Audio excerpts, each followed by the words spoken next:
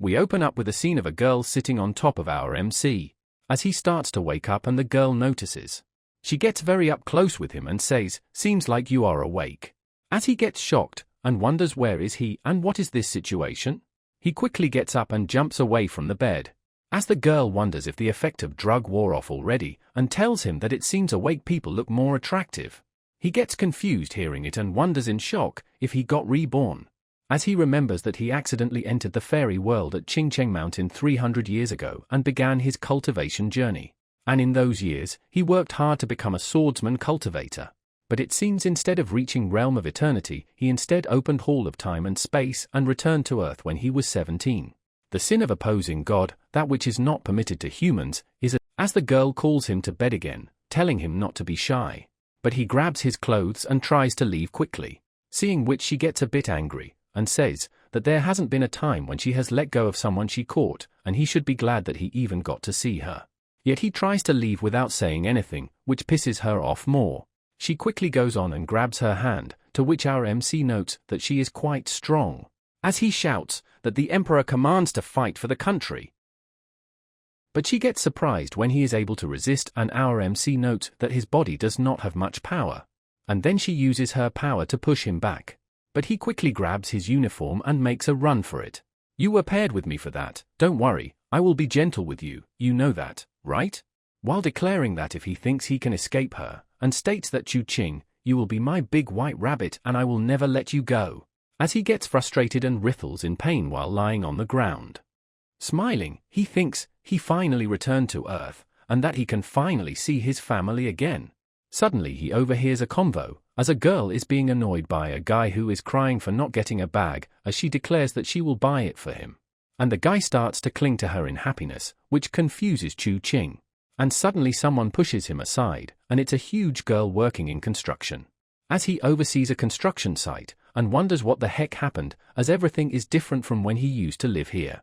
Fast forward, we see him getting information from the library. In ancient times, between spring and autumn, a cataclysm occurred which changed the women's physiology, making them smarter and stronger. And later on, a woman named Kongmo was born who made her ideology that women are superior to men and hence changed the power from prince to princess. And now even in the 21st century with the growth of society, idea of female superiority and male inferiority began to change. But even then idea of valuing women over men still exist. In extra-martial affair, the men is said to be the unfaithful one, and here it's normal for women to chase after men. He quickly closes the book in shock and thinks that it's crazy, and wonders if his family also changed like this as well. As he arrives at home and sees his dad working in an apron. But he gets excited upon seeing him and quickly hugs him. Now fast forward at Frey's house, as he is all depressed and thinks of suicide. He gets shocked upon smelling perfume on him, and asks if he was with a woman and tells him that he keeps saying to not do that, since women are dangerous for handsome guys like him. He shows him news on how a 15-year-old was assaulted by his classmate, which shocks Chu Qing, and keeps nagging on him, and says on how his sister just fools around all day at home, and couldn't get a job, and they don't expect anything from her, but at least he should go to a good university, since he is still young, and don't get fooled by bad girls, and he replies to not worry much and asks, "Where is Mom?" He tells her that his mother is discussing business with people and it isn't going too well. Chu Qing replies that he will go call out his sister for dinner then. As he opens her door and sees her slightly blushing and grinning, we see her watching some naughty stuff as she tells the guy to quickly untie his pants while having tissues on her table. Seeing which Chu Qing gets absolutely shocked and screams, which also startles Chu Xiao. As she wonders what is that, she starts to step out of her room and we get a full look of her. Chu Qing asks her if she was watching those kind of stuff there, to which she replies that it's nothing good about that, it's the era of live broadcast, and she was watching a handsome little boy with a hot body, which is not for little boys like him. But suddenly he starts to vomit blood and along with that something else as well. Now it gets evening and her sister comes and asks her dad to give her 1,000 yuan since she is going out to eat with friends and will come back late. He asks her why, and she replies she has to talk with her friends and do business with them.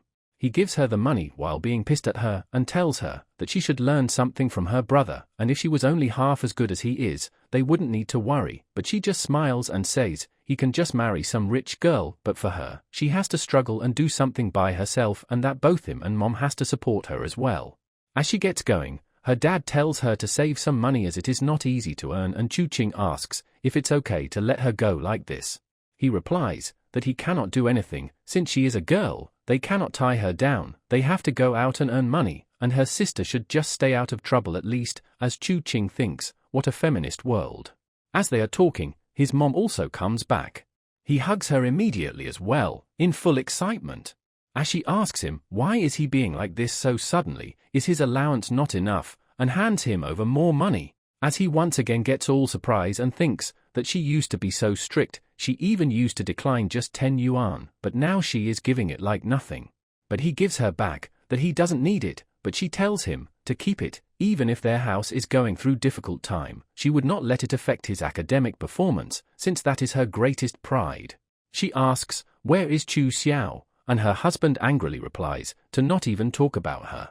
As she says, she is still fooling around, but eventually she will realize the importance of her future responsibilities. As both his parents starts to get lovey-dovey, and seeing them, he thinks, what is this, even if it's a reverse world, I cannot see them like this.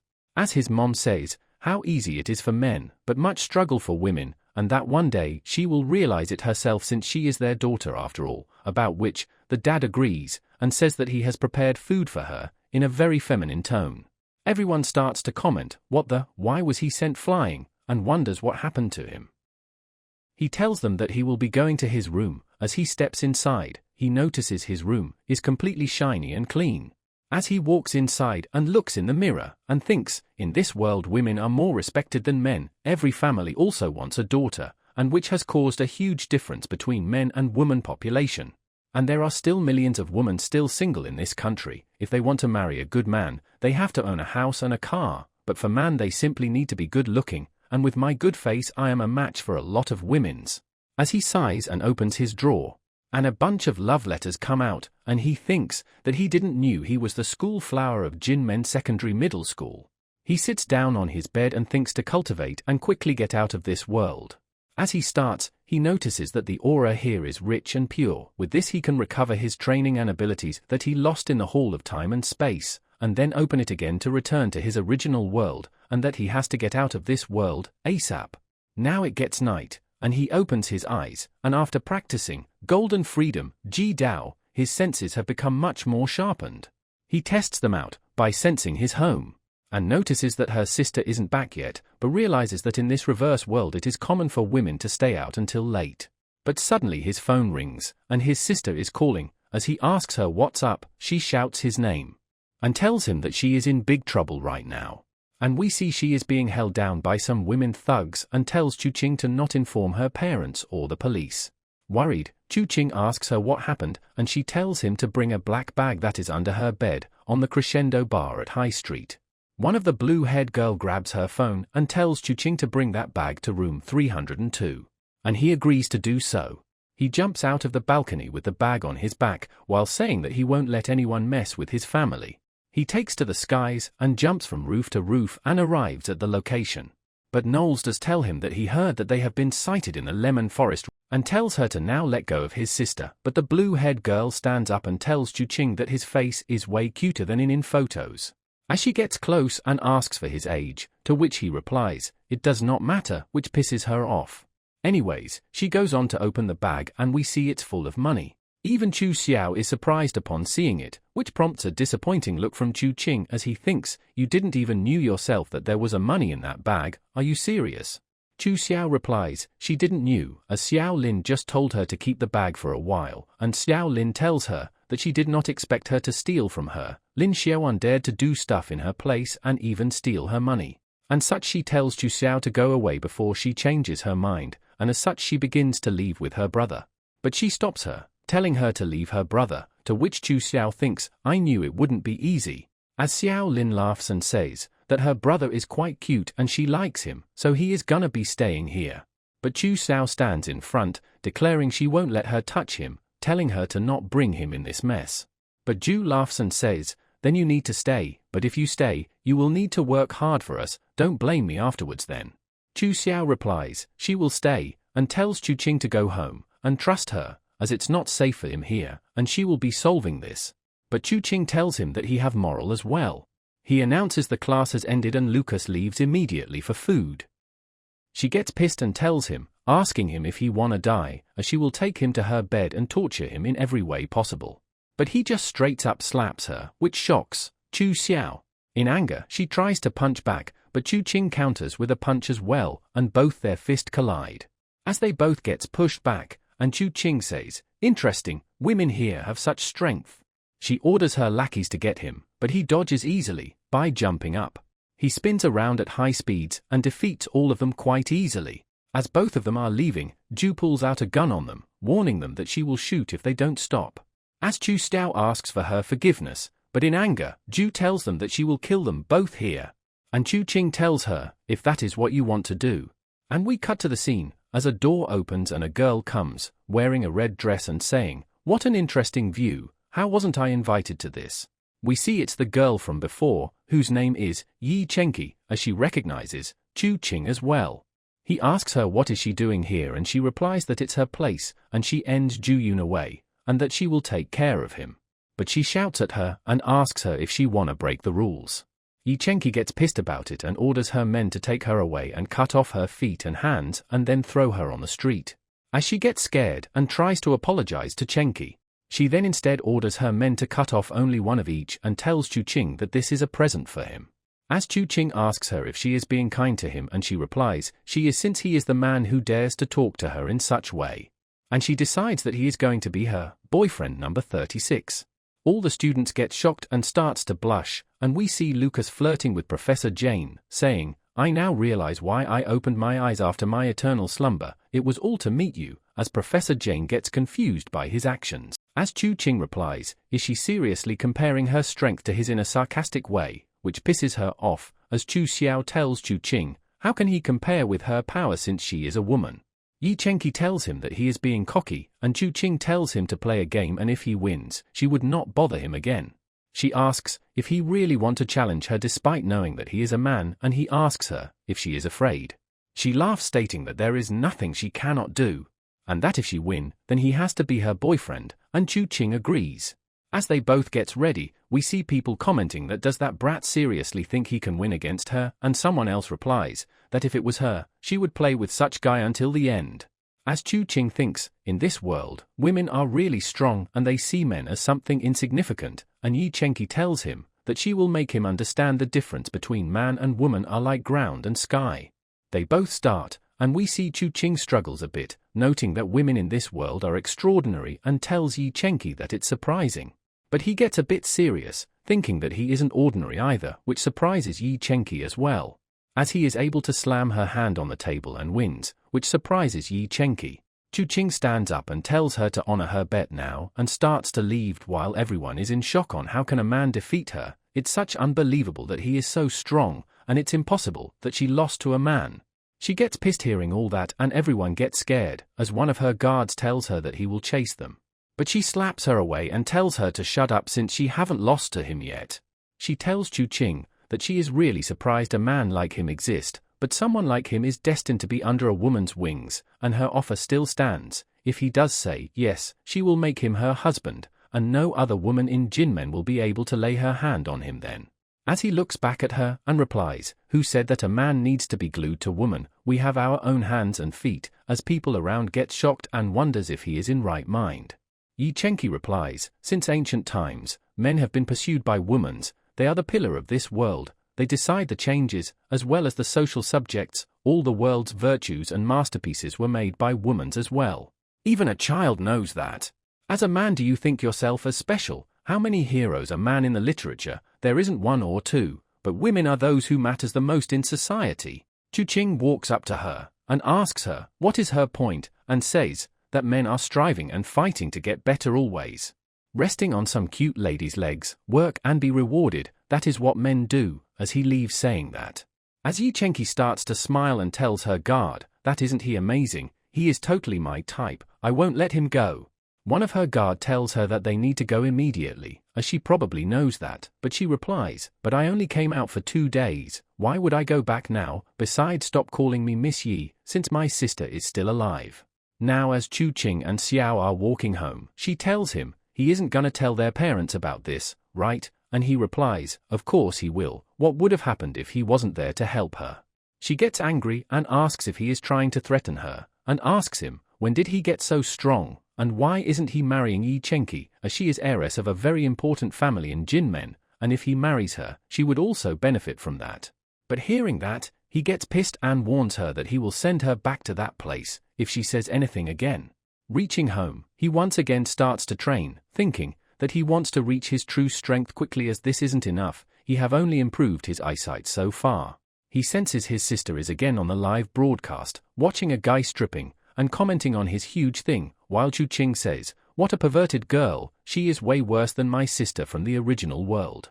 Next day, we see him arriving at school, and some fat guy comes running to him, calling his name, seeing which, he is filled with confusion and disgust, wondering if he is really his best friend, Lin Dong. As he holds Chu Qing's hand, and asks what was he doing and why wasn't he answering his calls, but Chu Qing quickly pulls his hands in disgust. As he asks, that he heard he was in trouble yesterday, but Chu Qing runs away, saying that it's nothing, while thinking that this guy isn't his friend at all. In the classroom, upon seeing its state, Chu Qing says that he cannot stay in this world any longer, but suddenly someone pokes on his shoulder and he lifts his head to see who it is. It's the class president, Songchara-ran, who asks Chu Qing if he is okay. He replies that he is, it's just he didn't eat anything during breakfast, so he is hungry, and she tells him that she got food and they can eat together if he wants to. Suddenly someone shouts from behind her that how dare she talk to him, and it's some ugliest girl with a gorilla face. She immediately hugs Chu Qing, asking if he read her love letter. But Chu Qing gets pissed and sends her flying. She tries to jump him, saying how dare he, and is about to punch him. But she suddenly gets stopped by another guy who shouts at her to stop. We learn he is Yi Mao, and she asks him what is he doing here, as he tells her to flip off and scares her away. She runs away shouting that she is leaving just because her sister, Yi Chenqi, as Mao tells Chu Qing that he needs to talk to him about something. Out of the classroom, he apologizes to Chu Qing for what happened with her sister and him. He did ask someone to help him, but he lost his location. As we get a flashback on what happened in Chapter 1, as we see, Yi Mao tells Chu Qing that his sister will give him a ride home. In the car, Yi Chenqi gives him something to drink which probably contained the drug. Back to the present, he again apologizes, saying that if he knew what his sister is planning, he wouldn't have told her to give him a ride, but Chu Qing tells him it's okay and no need to blame yourself for this. Fast forward as he is leaving school and we see a car stops for him. And it's Yi Chenqi who tells him to get in the car, and he asks why would he do that while thinking that she is stalking him. She threatens him, just think about the sake of your family, you know what I am talking about. And we see Chu Qing ends up sitting in the car with her, and tells her that she committed a huge mistake by messing with his family. But she asks, what if I wasn't really threatening you? And he replies, threat or not, you would eventually mention it. He suddenly breaks the artifact type of thing that was hanging in the car, which surprises her. He gets on top of her and tells her that she must know the consequences of threatening him. She replies that it isn't a threat, she can help his family, and she knows that his company is going through some tough times, and Chu Qing replies, so you were just being sympathetic, huh? She replies, it might be like that or not, but I am telling you that I will pursue you openly, we can start as friends and I can take care of your family's business. He taps her chin, and gets back to his seat, telling her that they can start as friends. And tells her that he knows you came with that intention, but don't annoy him again, and tells her to drive fast. She tells him that she wanted to ask him if he practiced some old martial arts. He replies, of course not, aren't men unable to cultivate in this world? And she replies, I know you lied about your strength, I investigated you and your family but found nothing, and with that reaction of yours just now, it seems to be a secret of yours. Hearing that he goes all silent. But suddenly he notices a truck coming right at them and he shouts at her to look out, but they collide. We see their car get sent flying away and crashes. And Yi Chenqi is quite injured and asks Chu Qing if he is okay. But we see Chu Qing has protected her with her body as a shield. He throws Ruin in the hot spring, as she screams that it's hot. As he gets out of the car and Yi Chenki tells him that he is seriously hurt and they need to go to a hospital immediately. He replies, "What are you on about? I don't think it's over yet." And we see a bunch of thugs coming out of the smoke for them. Yi Chenki tells them, how dare they hurt her man, as they all start to rush towards her. She jumps towards them and sends one of them flying. One of them also tries to attack Chu Qing, as he thinks that he is being underestimated. He punches her right in the gut and knocks her out in a single blow. And we see Chenki fighting all those thugs and Chu Qing picks up a weapon. He charges into all of them and sends them all flying with a slash. And Yi Chenki uses her palm and strikes the remaining two on their stomach and knocks them out. She praises Chu Qing for great job, and he replies, it wasn't much as her. But she replies, it's nothing, if it wasn't for him, she would be in a difficult situation, and that she will ask someone to investigate this, and asks him if he is hungry and to go find some place to eat. He replies, they can't, maybe some another time, as it's already late and his parents will be worried. Suddenly her phone starts to ring, as she picks up and asks what happened. She gets shocked upon hearing something and Chu Qing asks her what happened, but thinks that it doesn't have anything to do with him and family business of others isn't something that a student like him can handle. But suddenly she grabs his hand and asks him to not go, and explains that her mom got hurt, she was also assaulted just like this, and she is at her home right now.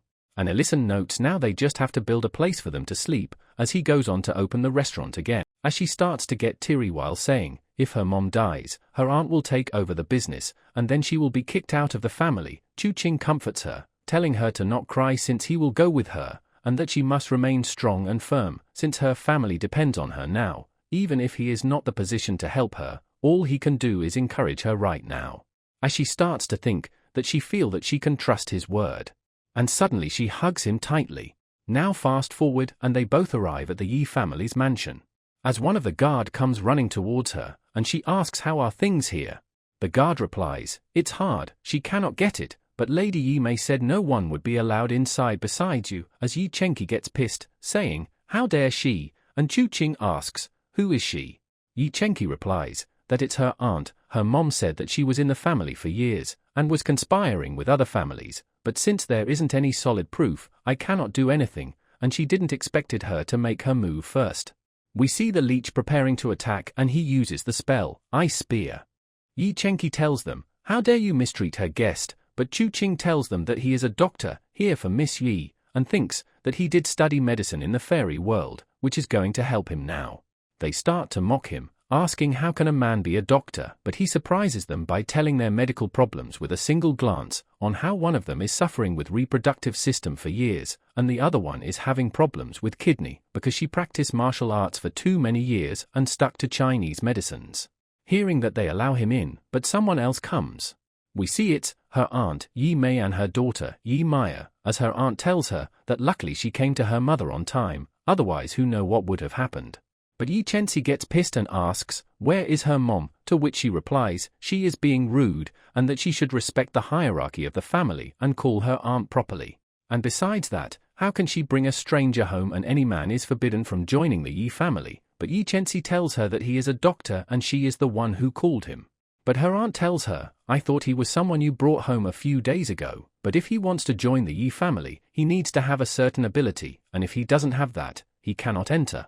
As she calls her daughter out to check if Chu Qing is skilled or not. Captain Mac asks, do you even know what ship this is? And he replies, of course I do, it's a treasure chest filled with the relatives of rich families. Maya tries to flirt with him and asks him to promise something if she won, and he asks, what? She replies that he will have to sleep with her and make love with her for a night, which pisses Yi Chenki off. But Chu Qing holds her off, and agrees with her promise. But as he is not looking, Maya suddenly attacks him, as Chu Qing thinks she said those things to distract him.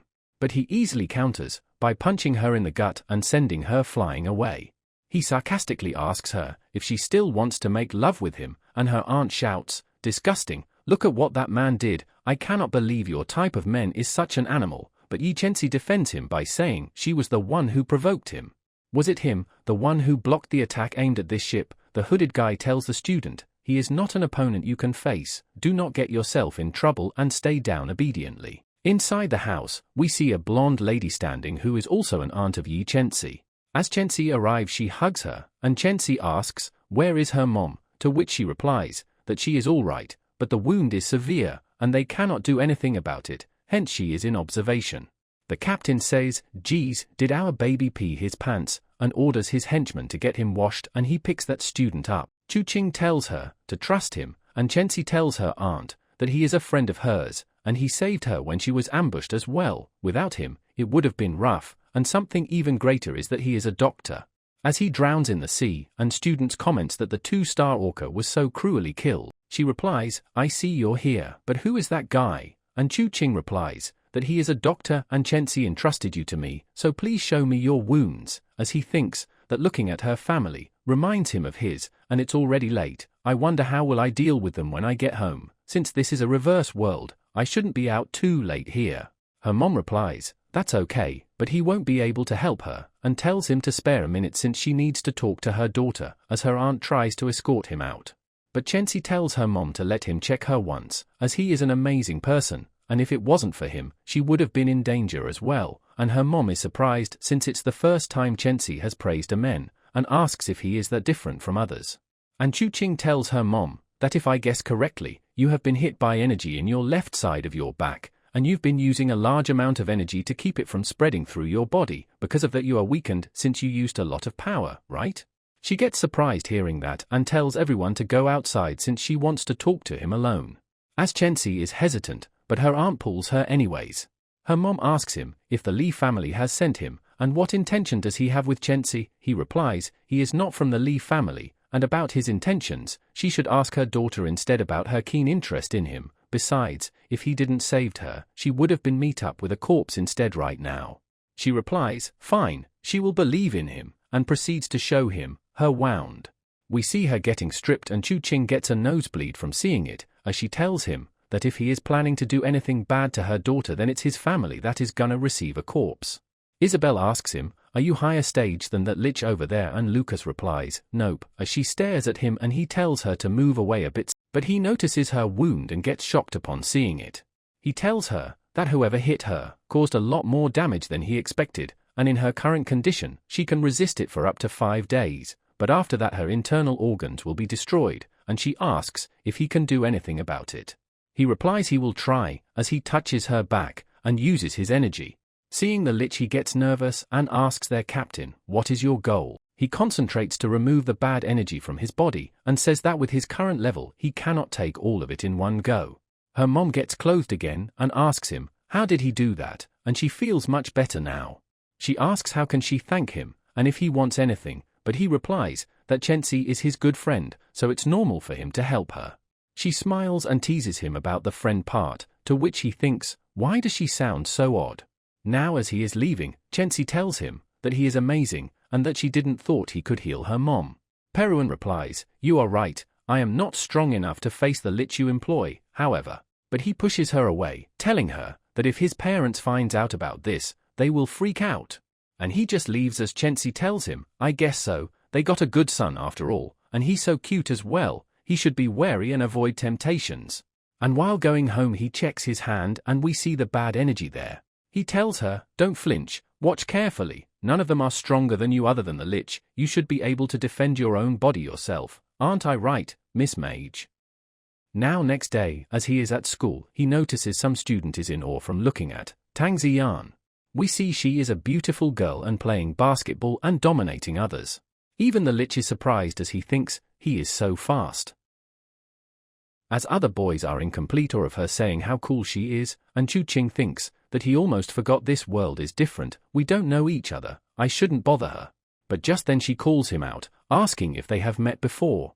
He replies, they go to the same school, so probably, and she replies that she does not mean that, and Chu Qing thinks, just like in previous world, she is always curious about me. But she says, never mind, and asks him to play basketball with her, she can teach if he wants to. He smiles and snatches the ball, telling her to let's play. She tells him to make it a competition, and if she wins, he will become her boyfriend, and Chu Qing asks, what if he wins, and she replies that she will do whatever he wants.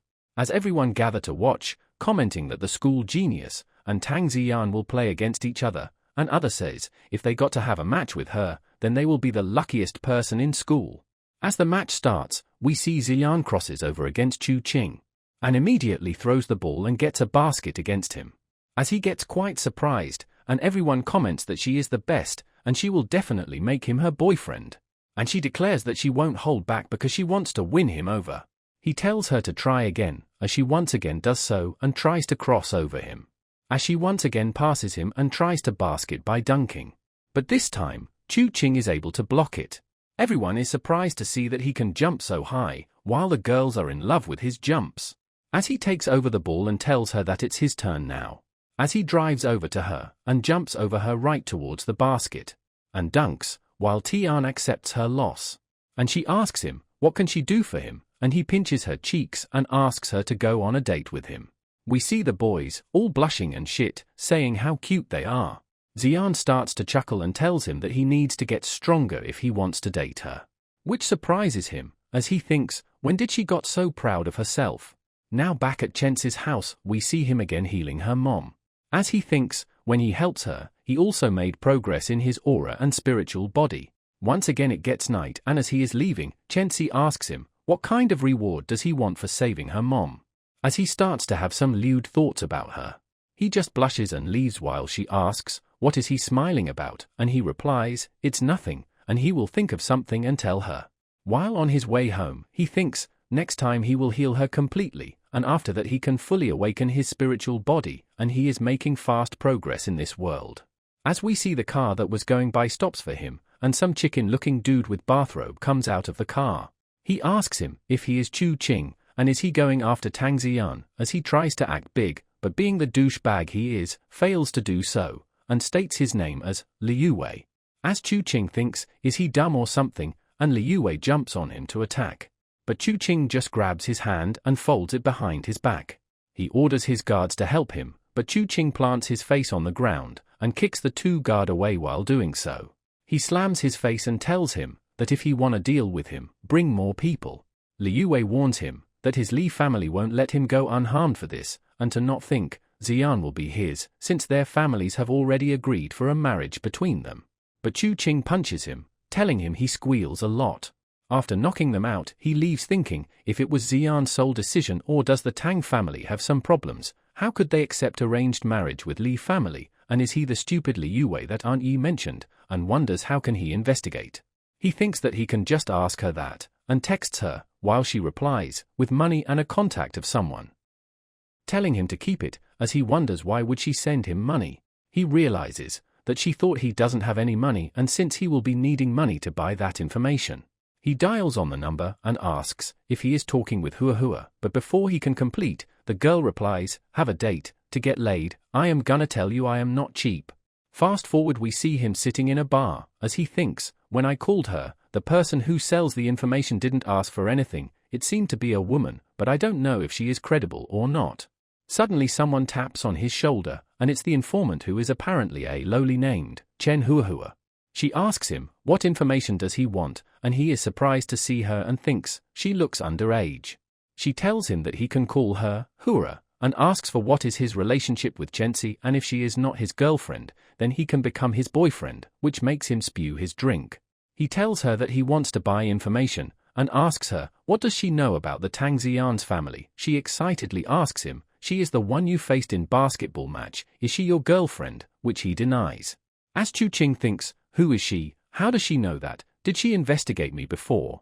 She pinches his cheek, and asks if she can go after him then.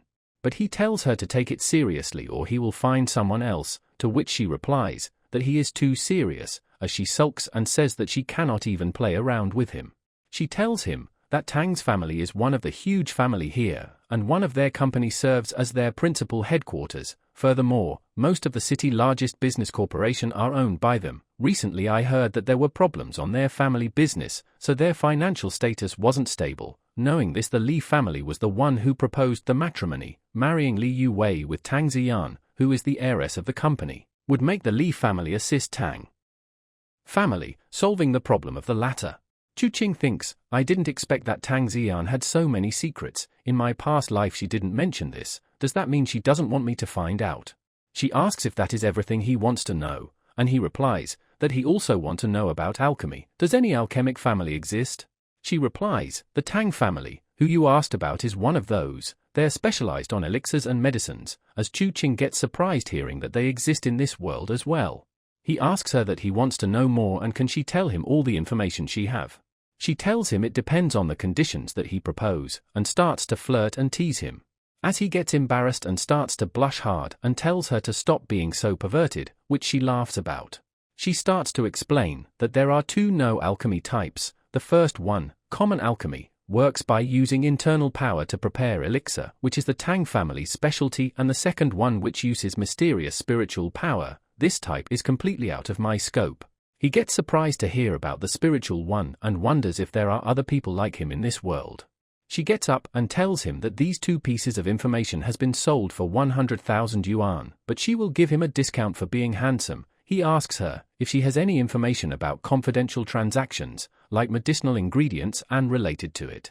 She tells him that she will tell him if he goes to dinner with her. My man is rizzing her up without doing anything. As they arrive at a food stall, and the server asks Hua, what would she like to eat today? She replies with 20 pork and 4 cold beers, which surprises Chu Qing, thinking in this world women likes to eat pork skewers. While we see a bunch of girls partying like middle-aged men, which again makes him realize that this is a reverse world. Luckily, having no FBI nearby, we see Hua is drunk and completely clinging to Chu Qing. She cries out and complains about how she got rejected for being poor, even though she liked the guy for years, and she knows that she has flat mountains and small house, and she buys video games often, but would that all mean that she won't be able to get married? To which he replies, it's not. She acts all cute and asks him, does he like her then? Fast forward, we see him holding her and carrying her to her apartment. Seeing her apartment, he thinks this lowly cannot even take care of herself. No wonder she needs to get a husband, as he lays her down on her bed.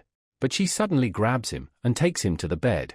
She asks him to stay with her, and he replies, all right, he will.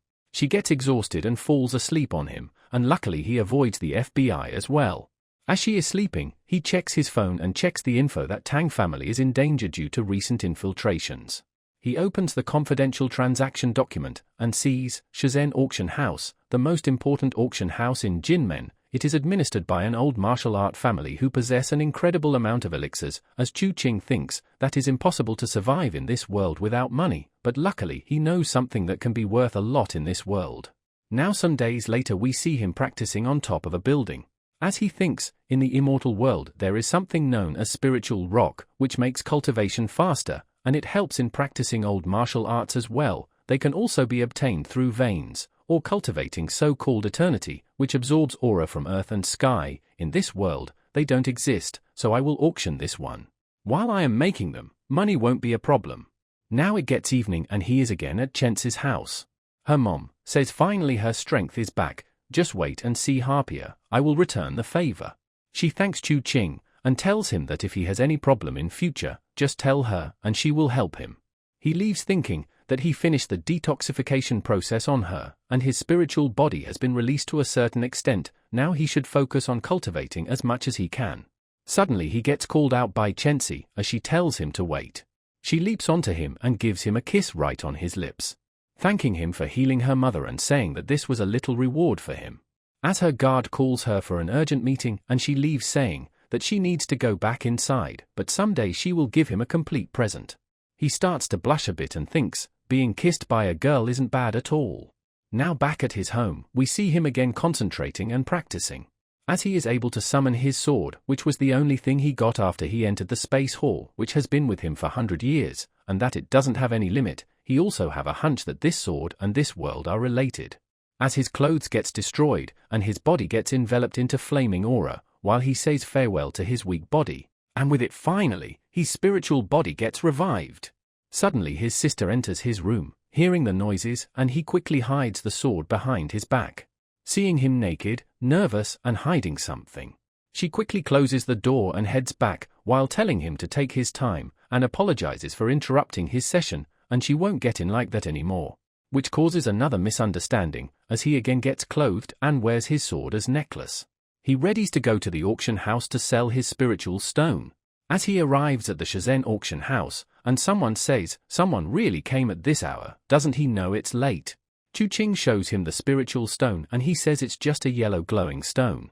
But after noticing it properly, he suddenly gets up in shock. He asks Chu Qing to let him see it once. As he inspects it, he notices that it emanates so much aura, and what's amazing is that it can help greatly with cultivation. It's such a rare find. He introduces himself as Jai Yu, the successor of Shizhen Auction House, and Chu Qing shakes his hand and introduces himself as well. Yu asks him how many of this stone does he have and what is it called, to which he replies that it's a spiritual rock and he has 5 of them, and Jai Yu offers him 200,000 for each and 1 million yuan in total. We see he has accepted the offer and is on his way home, thinking that it was higher priced than he thought. If his plan works, he can have a monopoly on this and reign the auction and the martial arts world. And suddenly he gets a text from Hua to have a drink with her. But he notices someone suddenly appearing. The person tries to stab him, but Chu Qing uses sword formation. Suddenly a bunch of golden swords appear in front of him and blocks his attack. The assassin gets pushed back as he wonders what is this, and Chu Qing immediately charges at him. And before he reacts, Chu Qing slashes him multiple times. He moves towards the assassin and points his sword at his neck, asking who sent him. He replies, it's Li Yue. He hired him to take care of him and said that Chu Qing was just a weak student, but Chu Qing grins and cuts the guy off. As he walks away, telling him that his boss will come to retrieve his body, declaring that he will personally serve them demise, just wait for him. But he suddenly feels a pain in his body as he grabs his chest and wonders what is happening. Chu Qing wonders what happened to his body as his vision starts to get blurred out. We see him start to blush and gets aroused. As just then Hua opens the gate, while Chu Qing is standing right in front of her, panting. He immediately hugs her tightly and she asks what happened to him. But just then Chu Qing kisses Hua. He apologizes right away, wondering why is he so impulsive today. But we see she is really happy and excited and tells him to continue. And Chu Qing pushes her down to bed. Fast forward and we see they have done the deed and are currently snuggling.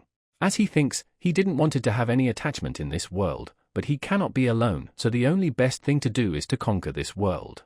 Next day at school, we see him lying on the bench, as Tang Zihong comes around and asks if he is here to his classmates.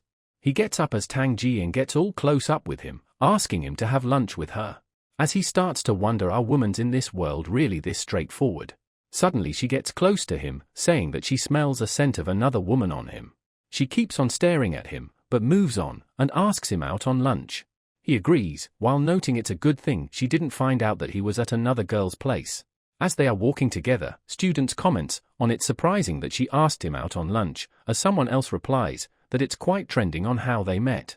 Chu Qing asks her on why did she ask him out on lunch. She replies she just wanted to have lunch with him, for no reason, and asks to hold his hand while walking. Though he catches up with her lie, thinking she isn't even embarrassed about it as he grabs her hand. She starts to blush heavily from it. Chu Qing is also surprised by her reaction and chuckles. He pinches her cheek, and she immediately steps back in embarrassment, asking him in anger why did he do that, while he laughs it out.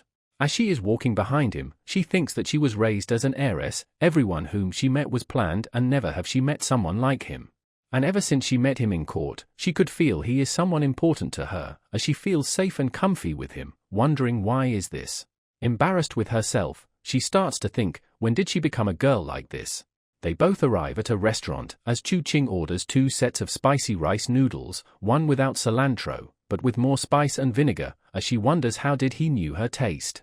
He notices her blushing, and asks about it. She replies, it's nothing. As 2 suspicious-looking people arrive, Chu Qing notices them. As Chu Qing gets called out to pick up his order and he starts to move away from the table, and one of the 2 girls stares at him, signaling the other one, as they start to make their move. They try to sneak behind Tang Jian and attack her. But suddenly a bowl of rice noodles comes flying and hits her right on the head, interrupting the attack. She gets burned and the purple girl tries to attack Jian instead. But Chu Qing intercepts her as well, taking the attack in Jian's place. Jian calls him out in worry. Chu Qing charges up and sends the girl flying back with 1 attack. She gets smashed right at the wall, and Jian tells Chu Qing to run away, as she is their target. But Chu Qing states that he can never abandon a woman, not in this lifetime, as he charges forward. She tries to kick him, but he ducks and dodges, while countering with his own punch and sending her flying. But the other girl has gotten up and tries to attack him from behind and is able to land a palm strike right on his back.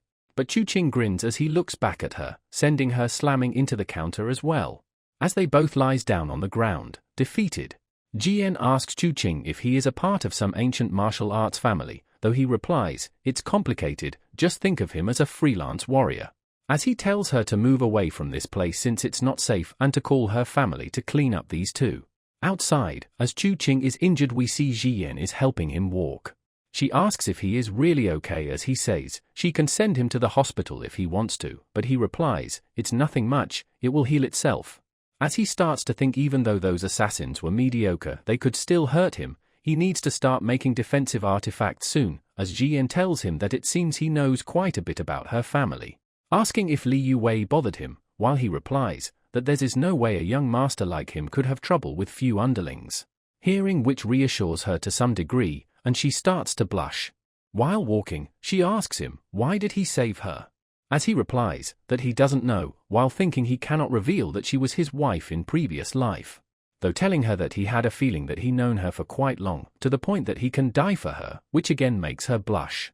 Also reassuring her that it's not strange to think that he has some ulterior motive, but she can trust him, as he will help her because he knows her family is having some trouble recently, and she replies, that her family is known for producing medicines, and have tons of factories, but recently their receipts got stolen and since then few medicinal families have started to pressure them.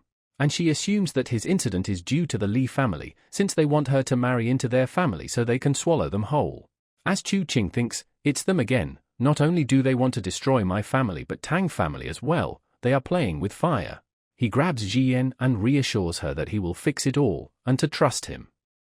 As she asks in surprise, can he really? He tells her that it's easy, her family just needs to make another formula for medicines. She replies, it's not easy, as there are 10 research centers that her family owns, and they have spent over 20 years just to develop 10 formulas. He replies, to let this matter be for later, informing her that in 2 days there will be an auction. By the time it ends, your family would have noticed me, we can go into the details then. Suddenly his heart starts to thump heavily again, and she asks in worry, on what happened. As he notes that he marked Yi Chenxi with spirit energy because he was worried about her, but suddenly it was removed. He immediately runs away, telling Jian to place an absenting class for him. He quickly contacts Hua as well, informing that something had happened to Yi Chenxi and to track her location. And she immediately gets to it as well. He then calls Zhai Yu, as Zhai Yu asks him if he got another treasure for him. But Chu Qing asks him to get a ride for him, and Zhai Yu agrees, and asks for location. Zhai Yu sends his customer away telling him that he has gotten something urgent to do, and immediately leaves for Chu Qing. He picks him up, as Chu Qing is following the location that Hua has sent him, asking Zhai Yu to follow this location. As he slams the gas pedal and zooms in traffic. Noticing a van, Chu Qing uses his ability to see through what is inside. And we see Yi Chenxi is lying there unconscious, and he asks Zhai Yu to stop the van by force. Zhai Yu speeds up and overtakes the van, and brakes right in front of it, causing it to swerve and crash. Some guys come out of the smoke and we see Chu Qing is angry and walking towards them with his sword drawn. They ready their guns and shoot at him, but Chu Qing is able to blitz them before they can even react. As they fall down, Chu Qing heads towards the van to open it. But he suddenly notices an attack coming right towards him. But Chu Qing is able to dodge and get away from it, as 2 guys come out wearing tradition robes. Noticing their power, Chu Qing wonders if they are also spirit cultivators just like him. Those 2 guys ask him to join their Quanjian sect, which he replies, that he has heard of them, but to think they would produce failures like them. His junior gets angry at him, and suggests to kill him immediately as Chu Qing continues to mock them saying with their level of skill, they dare to leave the training ground, they should go back and train for few more years. This time pissing them both off. His junior starts to gather energy and summons a staff, saying he is going to defeat him by himself. Chu Qing also draws his sword and they both clash. The junior gets pushed back and gets a crack on his staff, getting angry at him for destroying it. But Chu Qing immediately follows up with another strike, this time breaking it in half. But the junior doesn't stop and uses his fist to attack him in rage, and with a single swing, Chu Qing cuts off his whole arm. He writhles in pain as his senior is watching in horror. He also gets angry and takes out a brush and paints in the sky, sending ink slashes towards Chu Qing. It causes a huge blast, but we see Chu Qing blocks the attack using his junior's body. He starts to grin and tells the guy to not be hasty if they are cultivating in the mortal realm. The guy gets even more pissed, telling he will definitely defeat him today, launching a huge wave of ink towards him, but Chu Qing dodges and appears behind him, stabbing him with his sword, which runs right through him, with the guy's last words being about his sister. After defeating everyone, he goes on to open the van and finds Yi Chenzi in the back, unconscious. He taps on her cheeks to wake her up, and she gets up suddenly. She immediately starts to worry and questions on why is here, telling about two guys who were so strong that even she couldn't land a hit on them. But he pulls her closer and hugs her, telling her that it's all good, don't be afraid. As she notices everyone defeated, she also hugs him back tightly. Chu Qing asks her if she has any idea who did it, and she replies that she feels it's the Li family. They are not on good terms, and recently they have officially started a war with them, but they always bring along two masters, which makes Yi Chenzi retreat. Chu Qing assumes no wonder they are on the move. They must have an agreement with those Taoist training in the deep mountains. Yi Chenzi informs that those masters are abnormal. Their men was too strong, but it's not like she is belittling men, and Chu Qing smiles, telling her it's okay, he understands, and that it's making their family situation difficult, isn't it? She replies, many small families are also causing problems for them now. Chu Qing says, perhaps it's related to the auction that is going to happen. That's why ancient martial arts family are really active recently. There is a high chance of rare treasures to appear, it seems. Yi Chenzi replies, it does make sense. They must have tried to disrupt other families, so they cannot prepare for the auction. She leaps onto Chu Qing and gives him a kiss on his cheeks, telling him that he is her lucky star, asking, wouldn't he want to go to her home to meet her mom, since if they tell her, she would definitely thank him. He pats her on her head and agrees to go with her. Back to Yi family house, we see few people are sitting along with her mom. As they both arrive, her mom asks them both to join them and sit down. But her mother's big sister tells them to wait, arguing how can she let an outsider inside their secret meeting? Not to mention a man at that. But he replies that he didn't came here to participate in their secret meeting. Her mom notes that Chu Qing was careless. She wanted to use this opportunity to fix his marriage with Yi Chenzi, but she lost the chance. But Chu Qing takes out and shows them the spirit stone, throwing it to Big Sis, telling her to have a look at this, to which she thinks is just a regular stone, and Miss Yi asks him, what is the use of it? He tells them that he made it himself. It's called a spirit stone, and explains Miss Yi to channel her internal strength within your body and feel its flow. As she concentrates and channels her energy, she suddenly feels something, surprising everyone by the sudden outburst, along with her. As she asks him, how much does he have? She will take them all if the price is reasonable. He replies it's not directly for sale, which angers Big Sis, saying if he is messing with them. He explains that there will be an auction in 2 days, and the price of the stone will be standardized there, so if they want to buy it, they can come to him. He will give them discount as well due to his relationship with Chenzi, and the reason he came here is that he has something extra as well, a talisman which provides protection and another one which boosts combat strength for a short time. They all get surprised hearing about that, asking how much of a boost it provides. He replies, it's 30%. Surprising them again, as Miss Yi asks him, how much time and his price? He replies, that making talisman is easy, only a few days, but since it's not for profit, she can set the price. Elixir, however, they would have to wait a week. First batch will be supplied to the Yi family, and they can decide on price later. Big Sis asks him his motive for helping them. He replies it's simply due to Chenzi being his friend. And she gets happy and moved upon hearing that. Now out of the house, as he is leaving, Chenzi tells him that initially she was just messing around with him. Now they have become friends, and he is even helping her family. While Chu Qing starts to think that life here is much more interesting than he thought, as he plans to open his own business after the auction with the help of Yi family and spread his name. As he arrives at home, he notices someone is sighting along with his family. It's some fat lady who introduces herself as his second aunt, Chu Qing her. Chu Qing tells her that he have never heard of any relatives before, which prompts her aunt, as she informs him that she is here to talk about his arranged marriage, as Chu Qing thinks that he is only 17, not even at legal age. He refutes her that he is just in college, he will wait until graduation for marriage, but she replies, telling him that it will be a waste of money for him to go to college.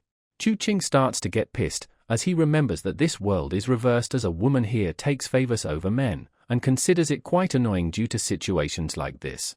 His aunt asks about Xiao, and his mom replies that she is just dilly-dallying around, and Chu Qing notes that she is probably still in bed due to being late at night. She mocks their mother, calling them uneducated just like she used to be back then, which makes his dad stand up and leave. Seeing that pisses him off, as he wants to beat her up for that foul mouth of her. Suddenly they hear a loud bang, and notices it's Chu Qing who just smashed his fist on the table, saying that he just saw a fly on the table, and his aunt realizes that she is not welcome here, telling Chu Qing to give his family explanation and respect them at least. As she leaves, telling Chu Qing to enjoy his college days while he can since he will be married off soon, but he replies, why would he listen to her? She replies it's not up to him to decide, he just have to marry a rich girl and live comfortably, but he tells her that he is not someone cheap like her, who will sell himself out like that. And if she loves selling herself out, she should sell her leg off, telling her to think it's worth, as she starts to get pissed, telling his mom to get him checked to some psychiatrist for having such thoughts.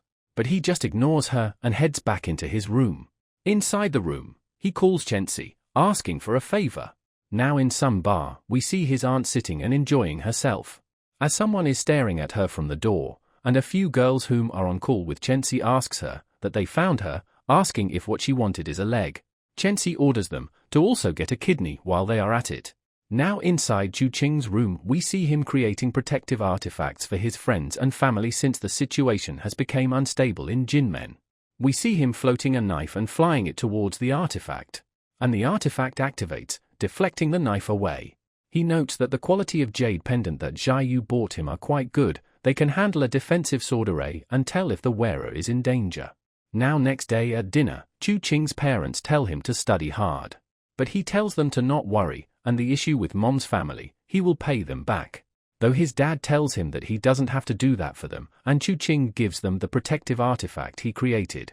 As they take and hold them, they note that it feels incredibly warm and comfy, asking him where did he got them. He makes an excuse that he got them from a high priest in a temple. Now next day at school, we see him tired and thinking that his mortal body cannot stand multiple nights of making artifacts. The class president tries to wake him up, but it's too late as the teacher notices him dozing off. She slams the table, suddenly waking him up, telling him that he slept so well, he has to answer the question on the board. He goes up to the board, realizing he cannot solve since he didn't pay attention, but suddenly remembers that he solved this problem before with the class president. And just like that he is able to solve it, which surprises his teacher. All the students comments that he was so fast and correct, even though he was sleeping, when they couldn't even understand even after paying attention, but his teacher still tells him to not sleep in class regardless. While Chu Qing thinks this is new for him as a failing student in his past life, as his teacher tells him, since he don't have any roles, she will assign him as a class president. Asking if there is any objection, to which he gets scared and denies. Fast forward, and we see him laying face down on the bench and underneath, making talisman. He explains that these talisman can only block one lethal attack, and a safe price estimate would be around 30,000, as he wonders how much he can of this in short amount of time. As suddenly his friend comes along and wakes him up to talk, scaring him, and almost exploding the talisman. He asks Chu Qing if he is playing with fire, but Chu Qing notices the talisman isn't broken, but the quality has went down. He gives that one to his friend telling him it will protect him, and he gets happy and gives him something in return as a thanks. It's a small bottle of cola, only half full, which pisses Chu Qing off. His friend asks Chu Qing to join the sport event that will be held in 2 days, and Chu Qing declines saying that he is busy. He tries to convince him that his teacher will make him play anyway since his video of playing ball is on the web, and we are in the last year of school, we should leave with some good memories. Chu Qing thinks that he should indeed have a good taste of his school life since he is back in his high school years. He finally agrees to his request, though he overhear him saying something about a price, which pisses off again, as he asks him, did he made a bet with someone or what? Suddenly we see some student starts to blush upon seeing someone. We see it's a beautiful girl with orange hair. She is introduced as Ling Weiner, the school idol who sings and plays piano, as she greets Chu Qing. He greets her back as well, as she compliments him for getting famous recently and even beating Tang Jian on the field. He replies, he just happened to be in his top condition, as she leans on him, telling about a gathering with their middle school friends, and asking him to guess the host. Ju Buchuan he replies, as she asks, how did he know? And he replies, he is the person who loves to be in the spotlight the most. She asks him if he would like to since it would boring without him and some friends also miss him, to which he replies, How can he not since she asked? She says she will call him tomorrow then, and pinches on his cheek, telling him that the more she looks at him, the more handsome he looks. No wonder that Tang Jian has fallen heads over heels for him. As she leaves, Chu Qing thinks, since when did she become so annoying, teasing me like that? His friend asks him when did he got close with her, and he replies that he went to the primary school with her, and asks why is he looking like that, to which he states that she is his goddess, asking him to get her signature for her. He tells him to do it himself, to which he replies he cannot even talk to her, and Chu Qing calls him a coward. As Chu Qing leaves saying that he have something to do, we switch scenes to Tang Jian, who is doing her studying. As Chu Qing walks up to her, asking if she is doing her homework, she starts to blush as he gets close to her, telling him that she spent her whole afternoon solving this question, and he replies that he will teach her, as this is something he solved in class. As he sits together with her, teaching, everyone starts to stare at them, while she tells him that he makes it easy to understand. As they both starts to get surrounded by students, he pulls her out, telling her to come with him, since he has something to tell her. They arrive outside, and under a tree, Chu Qing hands over something to her, telling her to wear it all the time. As she notices the jade has more to it than it seems, telling him that since it looks precious, she don't need it. But he insists her to take as it's imbued with magic to keep her safe. She gets moved by this and thanks him. Once again, inside the class, we see him making talisman, planning to make 30 until the bell rings. Fast forward as the bell rings, and we see his bag is full of talisman. And he plans to go to Chenxi to see the price they will offer for it. But suddenly his friend comes and taps on his shoulder, asking him to come to hang out with them. Chu Qing asks, where, and he replies, it's an exciting place, he promises. But he declines and leaves. He arrives at Chenxi's house, and she immediately hugs him, saying that he finally came. She was really bored, but notices something on him. She gets pissed at him as she smells a scent of another girl on him, asking if he was with another girl, and he replies, he wasn't, he doesn't have time for that, and hands out the protective charm to her, free of charge. As he picks up a glass and throws it towards her, which she gets surprised about, the artifact activates and blocks it. As he holds her hand and tells her that it's for her protection and it will trigger automatically, she smiles and again jumps on him, saying he is way too good.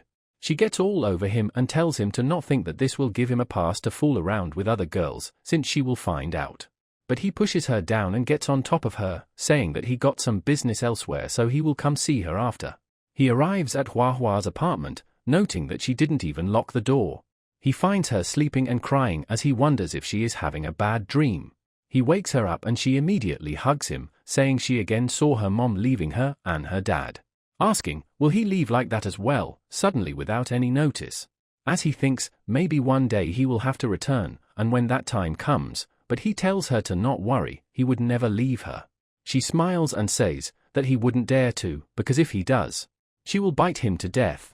Now fast forward, we see they have both slept together again, as Chu Qing thinks to hurry up to home otherwise he will get in trouble. As he suddenly notices her computer, containing info on ancient martial arts family of Jin men. He looks at her and smiles, since she did all for him, as he leaves the artifact with her and leaves after giving her a kiss.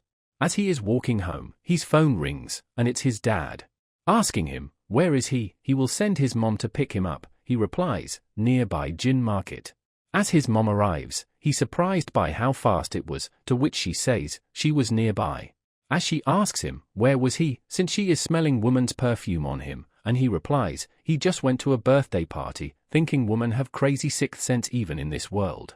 His mom tells him, birthday parties are fine, but don't be alone with women, as she starts to smoke, which Chu Qing asks, didn't she stopped?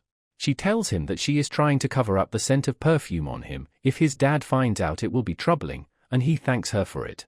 As suddenly his phone buzz, as he looks over that Yi family paid him 1.2 million for the talisman. As he starts to plan to produce more otherworldly objects, since manufacturing those elixir will make him a fortune, he can single-handedly make an business empire from it. He then texts Xia Yu to meet him with since he got something for him. As they meet up, he hands him over the artifact and Xia Yu tells it's quite a bit of treasure and you're giving it to me? Though Chu Qing tells him to not sweat about it, and Xia Yu toasts with him, thanking him for it. As they both drink, Xia Yu opens up to him that this is the first time someone is treating him wholeheartedly because they want to be his friend. As Chu Qing asks him, what is making him say that? Yu explains that his mom was from a rich family, so he was separated from his dad after their marriage and sent to a school for rich kids, where he was looked down upon and even being asked if he was a child out of wedlock, looking at him as if he is some freak. The past 2 years they did gave him a chance to prove himself, but their gaze never changed. Chu Qing replies that he didn't had a comfortable life either. His mom was from a rich family as well, and they didn't accepted his dad, so they ran away together. And recently they found them out and pressured them to marry Chu Qing off with a rich, obese woman. Hearing that makes Yu burst out laughing, as Chu Qing replies that he knew he would laugh at it. But Yu gets up and says he is quite happy today and asks Chu Qing to get drunk with him, and they both do a toast.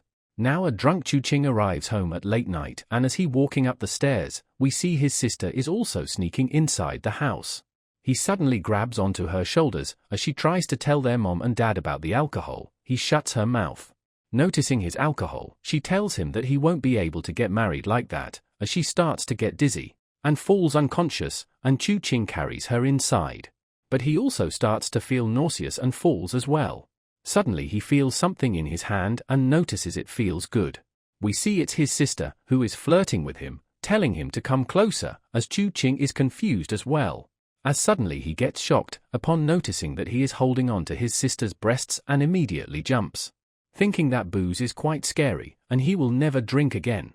Now next day we see him shopping and the clerk being incomplete or of his beauty, and he orders her to send all the clothes he tried to his house. Noting that he finally get clothes for the reunion part, now all he need is a car, so he won't have to bother Yu, and suddenly someone calls him out from behind. Noting that he finally get clothes for the reunion party, now all he need is a car, so he won't have to bother Yu, and suddenly someone calls him out from behind, asking him if he couldn't recognize his old classmate. Chu Qing notes it's Bu-kun, and Bu-kun asks, "Why are you suddenly shopping? Didn't you like to stay at home all day? And tonight I have prepared a class reunion, you coming?" Chu Qing flexes that he was personally invited by Lin Wan, and Bu-kun's expression changes, and he leaves after being pissed. Chu Qing remembers his middle school when he used to get bullied for being poor, and even the girl calling him a pervert. And Bu-kun was the one who spread lies all about him in the school, making him all alone, as he smiles, thinking he will give him a good chance to bully him. We see him arriving at a car dealership, as she salesperson shows him the car, thought he finds it's weird and not to his taste, asking if they had something more manly and less feminine. He finally likes a car to his taste, though the employees behind him assumes that someone rich must be taking care of him, which annoys Chu Qing, thinking it's a hilarious mindset that some rich sassy person have it to him without working since he is a boy. Fast forward at night, we see Chu Qing arrives, all suited up. As he enters the place, seeing all of his old classmates having fun, he notices Tang Jian and goes on to sit with her, asking where is Lin Wan, since she was the one who invited him. She replies she doesn't know, but Bu-kun will lose his bet since Chu Qing arrived all dressed up, that he will invite everyone to eat for a week, though Chu Qing wonders if he is an idiot, since he saw him shopping for clothes just yesterday. As he is standing right behind him, all annoyed and pissed, Jian tells him that Bu-kun thought you probably wouldn't be able to buy anything, and Chu Qing mocks him by calling him out to make sure to invite him as well to eat. Thought to keep up his image, he replies that he will invite everyone to eat at school canteen for a week. As he once again gets pissed at Chu Qing, and Zhong tells Chu Qing that he is quite smart since eating at canteen would be quite cheap. Now fast forward a bit, and Bu-kun announces that he is making an all-boys basketball team, and sarcastically asks Chu Qing if he want to join since he plays a little bit of it, to which he replies he is not interested. Zhang takes offense of it, saying he beat her, so would that mean she also doesn't know how to play, putting Bu-kun in a difficult situation. She tells him to cast his problems aside and play to win, though he replies that he doesn't have any problem with Chu Qing. She asks Chu Qing as well about what does he think, and he replies it's perfect, and tries to feed Jian with his own hand, which causes her to smile and blush as she leans onto the chopsticks, completely annoying Bu-kun, as she asks Chu Qing if he wants to join the team as well. He replies that he has one condition, she has to kiss him, which he gets excited about and replies just that, how about a French kiss? As he pulls up her chin and they both begin to kiss. Afterwards, she tells him that now that he has accepted, if he wins there will be a very special reward for him, as everyone starts to cheer and hype them up. They all tell them to invite them over since she got a boyfriend now, and Chu Qing tells them that he will invite them to eat dessert at a nearby restaurant. As they all get excited about it, with Jian asking if he is sure about it, to which he asks, does she think he cannot pay? He pats her on her head and tells her to calm down, since she is his girlfriend. He won't disappoint her, but she pinches his cheek, playfully telling him how could he try to be more famous than a girl? While looking at them, Bu-kun is seething that this meeting was made for him. He was supposed to be center of attention. How dare he became that? Fast forward, Chu Qing treats everyone to the dessert as he promised. Suddenly Lin Wan arrives and Bu-kun gets up to greet her, and she tells them she couldn't come due to something important. Though she ignores him completely and goes straight to Chu Qing, as Chu Qing tells her that it's so bad of her to keep him waiting. They both starts to chat as Bu-kun looks at them with frustration. One of the guy tells Bu-kun to play the piano since the pianist didn't came. He flexes about his piano skills and asks Lin Wan to dance on it, since it would be more fun, which she agrees to do so.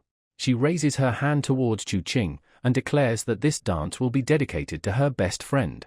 Everyone starts to get jealous and comments how Chu Qing is so lucky to have the love of two goddesses at the same time, which annoys Bu-kun. He starts to play the piano and Lin Wan begins to dance as well. Chu Qing notes he is good with piano and Ji Yang replies, isn't the dance better? And he asks her if she is jealous, though she replies to look at her since she is dancing especially for him. Bu-kun looks at them with anger, thinking the girl he likes is dancing for him, yet he is talking to another girl. He slams on the piano, shouting at Chu Qing if he doesn't have any respect, and he replies that whether he plays or not is not his problem. But Bu-kun replies that he doesn't care about that, but about Lin Wan. Chu Qing gets up and looks at her with wine in his hands. He drinks the wine and she starts to smile, ending her dance with a graceful bow to everyone. It pisses Bu-kun off, telling Chu Qing that he is laughing while someone is acting, and Chu Qing mocks him, saying if he played piano like him, he would have cut his hands off already. In anger, Bu-kun demands Chu Qing with an apology and to get on his knees. Chu Qing challenges him that he will have to cut off his hands if he won, which scares Bu-kun. As Chu Qing starts singing, everyone gets enthralled by it. Both Jian and Lin Wan also get surprised and Bu-kun also feeling like he is in some kind of beautiful field. With Chu Qing explains that it was the true song of the gods, and everyone is completely shocked upon hearing it. As Chu Qing starts to release his aura, scaring Bu-kun. Though Lin Wan comes in between also scared. And Chu Qing asks if she is going to ask him to forgive him, and she goes all silent hearing that. But Jian comes along, grabbing his shoulders, asking him to stop scaring him since he is a colleague and he would have problems too if he does that, and Chu Qing stops as well, noting he was consumed by the wrath due to this song, forgetting he is in mortal realm. Though he still stands up and grabs a knife, and goes on to Bu-kun and cuts top of his hair, and then throwing the knife right in between his legs, telling that he is not the old Chu Qing whom he can bully easily, and Bu-kun tells him that he is being too harsh. He replies, would he have let him go if he lost, even if he begged, telling Bu-kun to flip off, as he doesn't want to see him anymore, as everyone watches him run away, and they all are scared as well. Though he lightens up the mood, telling them to continue since the annoying person is gone. As Jian tells him that he is getting harder to understand for her every single time, making him blush. He replies, it isn't, I guess you know who I am. As he starts to go home as well, though making it hard since he is smelling of beer. He calls his sister, telling him to make some excuse for him, as he won't be able to come home tonight. She asks where is he going at this time. She isn't going to lie for him. He offers to pay her if she helps her, and she immediately agrees. At night, he goes on to Hua Hua's house, noting she is probably awake, noting that the gate is already open. As he enters the house, he notes she is being held by some guy. The guy holding her asks who is Chu Qing? But he pulls her to his side, stating that she is his girlfriend, and the guy asks if he is her boyfriend. He replies that he is her dad, and she owes him 3 million yuan. She retaliates that he is lying, he is the one who owns her money, since he always gambles with it. He tells her since she is his daughter, it's naturally that she will pay him, and she replies, how would she get that money? She throws a card on his face, telling him to not come back again after this, though his dad turns to Chu Qing now to ask for more money. She tries to defend him, that he is just a student, he doesn't have any money, and his father starts to berate her for seducing students and telling Chu Qing that he is using her money to live. She replies, if he had money he wouldn't have noticed her, hearing which, Chu Qing thinks that she didn't had to say that, but her father grabs her, saying to break up with her, and he will find her a rich boyfriend. She starts to get scared, as he tells her that he can sell her body for a night to rich people she wouldn't have to marry then. Hua gets scared and starts to tremble in fear as her dad holds her hand tightly. But Chu Qing once again pulls her over to his side and tells her dad that he will give him the 3 million, but he has to cut his relationship with Hua and never disturb her again in return.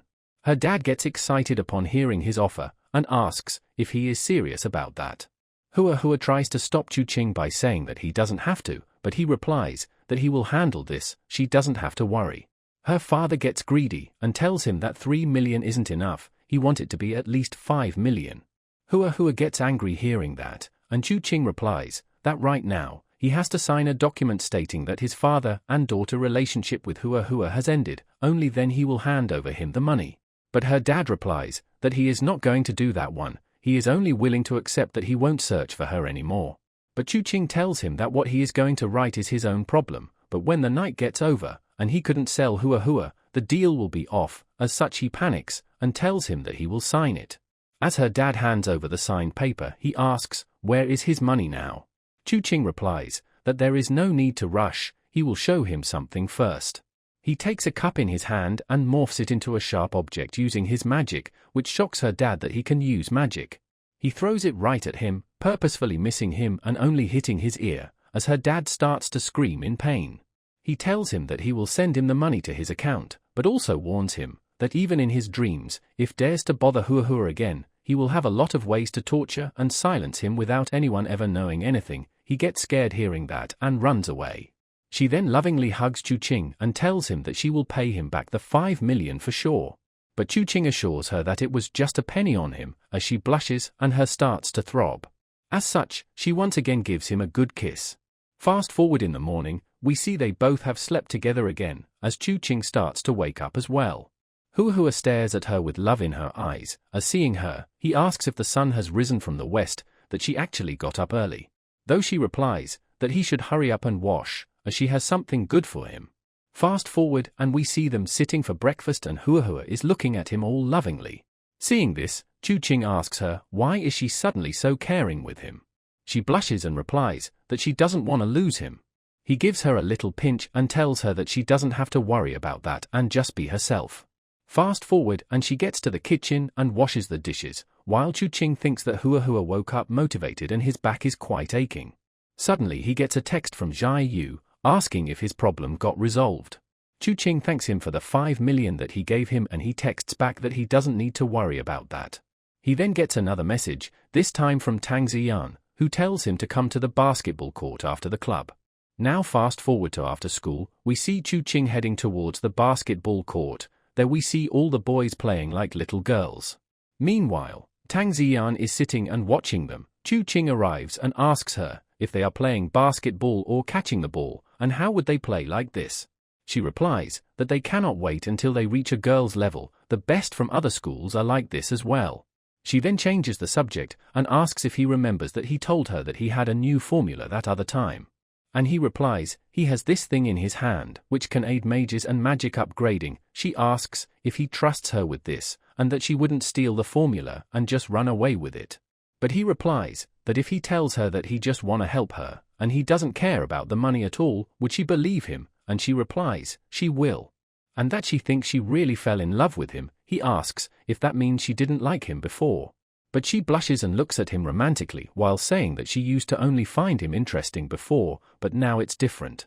She then pulls him towards herself with her tie and gives him a kiss on his lips. Suddenly, we see a ball is heading towards them, and Chu Qing notices it and stops the ball. We see it was thrown on purpose by some bald dude who looks quite pissed at Chu Qing.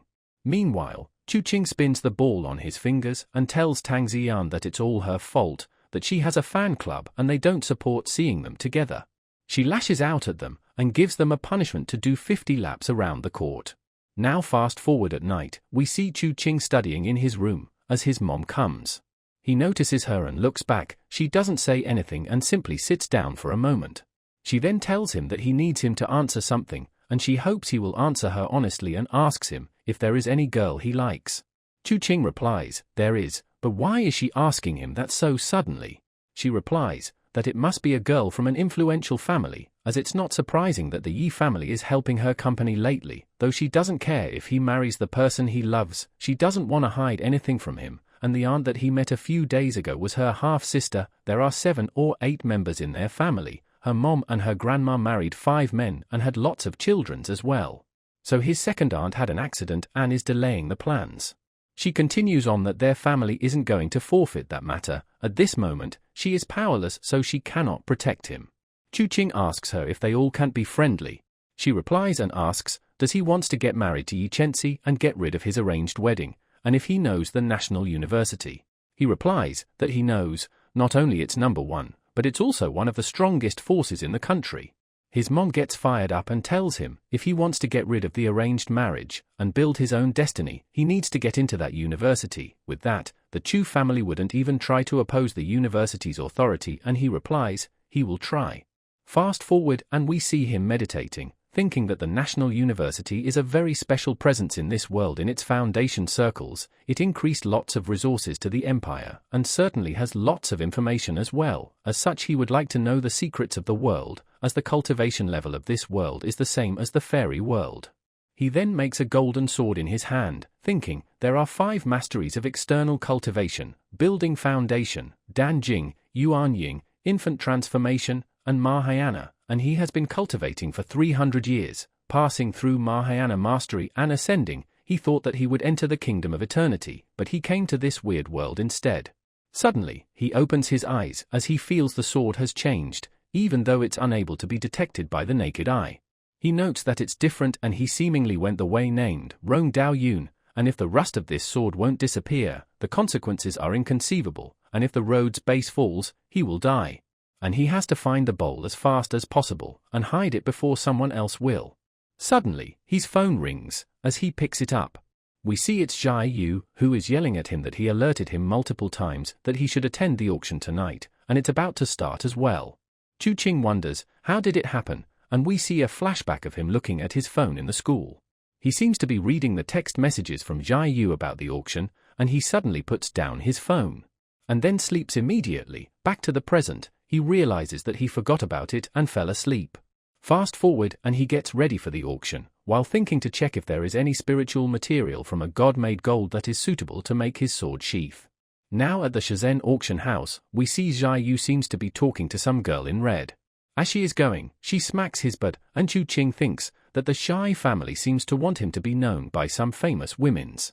People around Chu Qing starts to mock him upon noticing him, commenting if people like him can participate in the auction as well, calling him quite degraded and laughable. She suddenly bumps into Chu Qing on purpose, and the guy with him tells him that this isn't a place where poor people like him can be, and the girl tells him to stop looking at her like this. He cannot be a white swan as he think he is. Chu Qing replies back that this is the Shai family's place, and asks if they are the owners, and Shai family will lose their image if they were to know what type of person they have here. She gets angry hearing that and puts out her hand to hit Chu Qing, telling him how dare he make her the bad face, and he shouldn't think that she won't hit him just because he is a man. But he grabs her hand in the middle and tells her that he didn't had any intentions in talking with her, it was her who started it. He then twists her arm and breaks it, and the guy with her gets scared, while he yells for the security to come. Jai comes saying that Chu Qing is his good brother, and trying to shame him would be like to shame him. As such, he bans both of them from the Shenzhen auction house. He calls on the security to get them thrown out, but they tries to ask for his forgiveness and apologizes to him. He looks towards Chu Qing, telling him that seems like he had a bad reception, and Chu Qing replies that it's no problem, and asks that didn't he wanted to tell him something.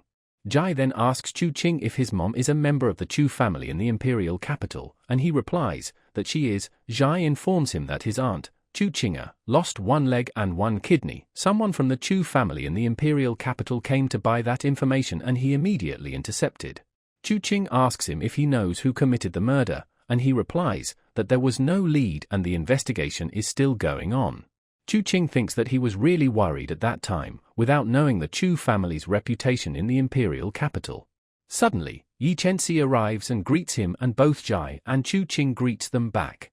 Her mom tells Chu Qing that she heard that he will be taking the exam to join the university. He should study a lot instead of going out like this, as he can do this anytime after he joins. Hearing which, Chu Qing thinks that she seems to be worried about his relation with Jia Yu and tells her that he would be okay, she doesn't have to worry. Chenxi pushes her mom away, telling her that she needs to say something to Chu Qing, so she should get going. And as her mom leaves, she leaps onto Chu Qing, hugging him tightly, while saying that they finally met. Jia Yu, watching all that, gets embarrassed and tells them don't they need to go in, as the auction will be starting soon. But Chu Qing tells him to not take whatever Aunt Yi said seriously, and Jia Yu replies, of course he won't, she cares about him, so she makes him her favorite son-in-law, hearing which Chu Qing blushes. Chu Qing asks him while going if there is any special metal in this place, and Jia Yu replies that both of them should head to the room first, he will give them the information later. Now inside the room, Chenxi asks Chu Qing that the spirit stones that he mentioned, would they really appear in the auction, and he replies, they will, and 5 of them at that. He hands her over the juice and she tells him that is he really giving her tea with milk while he drinks wine himself. Chu Qing remembers that this is a reverse world where women like alcoholic drinks, especially her. She tells him that if he doesn't like women who drink, she can stop, but Chu Qing replies that he doesn't really care. She suddenly pulls him in, towards her breasts, and tells him that they should drink now, just the 2 of them. Smelling her perfume, Chu Qing blushes and thinks that she really wants him to do that with her. She tells him that she bought maid clothes and bunny ears, just like he asked for last time, hearing which he spits out his drink and blushes while imagining her in a maid outfit. She quickly gets on top of him and he starts to get nervous and blushes hard. Chu Qing thinks that she is really sexy, very enticing, and that her body is incredibly tempting as well. He quickly kisses her widely while thinking that nothing matters anymore. But just then, suddenly Jia Yu comes in to tell Chu Qing something and bricks up upon seeing them making out. He quickly goes out and apologizes for interfering and tells them to continue. Chenxi tells him to forget it and to continue doing with her, but Chu Qing pushes her away, telling her that the auction will be starting shortly, so next time. Chenxi teases him by asking if he is embarrassed now, but Chu Qing gets annoyed hearing that and thinks that if it weren't for Jia Yu spying on them, he would have made her defenseless. We see Jia Yu was standing outside and eavesdropping on them, as Chu Qing shouts at him to come in quickly. As he comes back in, he apologizes to them for disturbing their activity, though gives the reason that he was just handing them some information. As he hands over them the tablet, Chu Qing asks if these are all the items that are in the auction, while thinking that there is nothing here with any spiritual golden material from the gods that could free his sword. Jia Yu comes to him and tells him that there is a piece of meteor in the list. He shows him the listing, telling him to not underestimate that one just because it's tiny, it's so dense that there are hundreds of kilograms inside of it, and if normal firearms uses this type of material, it would be enough for it to transform into a magical weapon. And it's still hot as well, as when he studied it, he almost got burned, and Chu Qing says that apparently it can also turn into a pan that gathers energy and it's pollution-free as well. Chenxi starts laughing at it, and Jia Yu gets embarrassed and angry with Chu Qing and takes the tablet away from him, saying that his eyes are too high. He then goes to Chenxi to show her the list, and she notices something that catches her interest. We see it's some kind of pot, calling Chongye, and Chu Qing asks her if she wants it, and she replies that this item is probably hunted by everyone, and even if she gets it, she won't be able to protect it from others.